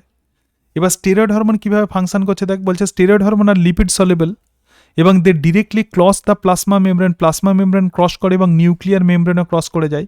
Hormone binds with nuclear receptor to form the HR complex. Hormone HR complex তৈরি করবে, ঠিক আছে। HR complex binds with the specific region of the ডিএনএর একটা স্পেসিফিক রিজিয়নে যুক্ত হয়, তো সেই রিজিয়নকে বলবো hormone responsive element. Leads to synthesis of RNA from the DNA থেকে RNA তৈরি করে, এই প্রসেসকে বলা হয় ট্রান্সক্রিপশন। T⁴ মানে হচ্ছে TION, এইভাবে লিখেছি। এবং এই RNA থেকে পরবর্তীকালে ডিজায়ার্ড প্রোটিন তৈরি হয়, যে প্রোটিনটা দরকার তো সেই ডিজায়ার্ড প্রোটিন এবার এখান থেকে তৈরি হয়, ঠিক আছে। এখানে ডিজায়ার্ড প্রোটিন তৈরি হচ্ছে, তো প্রোটিন তৈরি হওয়ার যে প্রসেস তো তাকে বলা হয় ট্রান্সলেশন। আমরা পরে দেখবো এই ট্রান্সলেশন ট্রান্সক্রিপশন ক্লাস 12-এ পড়বো। এবং তার ফলে ফিজিওলজিক্যাল রেসপন্স হয়, দেখ টিস্যু গ্রোথ এবং ডিফারেন্সিয়েশন। তাহলে দেখ hormone estrogen plasma membrane cross করলো, নিউক্লিয়ার মেমব্রেন ক্রস করলো, হরমোন রিসেপ্টর কমপ্লেক্স তৈরি হলো, HRE কমপ্লেক্সের সঙ্গে যুক্ত হলো, তার ফলে এখান থেকে ইমারানে তৈরি হলো, ইমারানে থেকে প্রোটিন তৈরি হলো, ফিজিওলজিক্যাল রেসপন্স হলো। So this is the mechanism of steroid hormone action, ঠিক আছে। এখানে আমার প্রশ্ন, আর কোন হরমোন এই মোবাইল রিসেপ্টর বা সাইটোসলিক রিসেপ্টরের থ্রু দিয়ে কাজ করে? এই রিসেপ্টরের থ্রু দিয়ে কাজ করে আর কোন হরমোন? ইস্ট্রোজেন বাদে? ইস্ট্রোজেন বাদে? মানে ডাইরেক্টলি একদম কি বলে জেনেটিক লেভেলে কাজ করে। হুম, T3 T4 কাজ করে। Yes, T3 T4, good, very very good, ঠিক আছে। আমি এটাই শুনতে চাইছিলাম। সমস্ত সেক্স হরমোন এবং T3 T4 they also acts via this mobile receptor, right. So this is the end of chemical coordination and hope you have understand everything, ঠিক আছে। ইন্টারেস্টিং আছে, বুঝতে পেরেছিস, ঠিক আছে। আচ্ছা, এবার যদি কোনো কোয়েশ্চেন্স থাকে করতে পারো, ঠিক আছে। থ্যাংক ইউ, দেখা হচ্ছে তাহলে তোমার সঙ্গে পরের ক্লাসে। আচ্ছা, টোটাল নোটস কিন্তু আবার বলে দিই, টোটাল নোটস NCERT বেসড আছে এবং কিছু কিছু অংশ শুধুমাত্র এক্সট্রা আছে, যে এক্সট্রা অংশগুলো যেমন আমাদের ইন্টারেস্টও যেমন লাগবে তার সঙ্গে সঙ্গে পড়াটা উচিত, কারণ অনেক সময় নিটেতে কোয়েশ্চেন্স একটু ডিফিকাল্ট লেভেলে হয়। তাহলে আমার মনে হয়েছে যে কিছু কিছু অংশ এক্সট্রা একটু পড়ে রাখতে হবে, তো সেগুলো দিয়ে দিয়েছে, সাফিসিয়েন্ট, মোর দ্যান সাফিসিয়েন্ট। এর বাইরে আর কিছু পড়ার দরকার নেই, এরপর কিছু MCQ প্র্যাকটিস করতে হবে।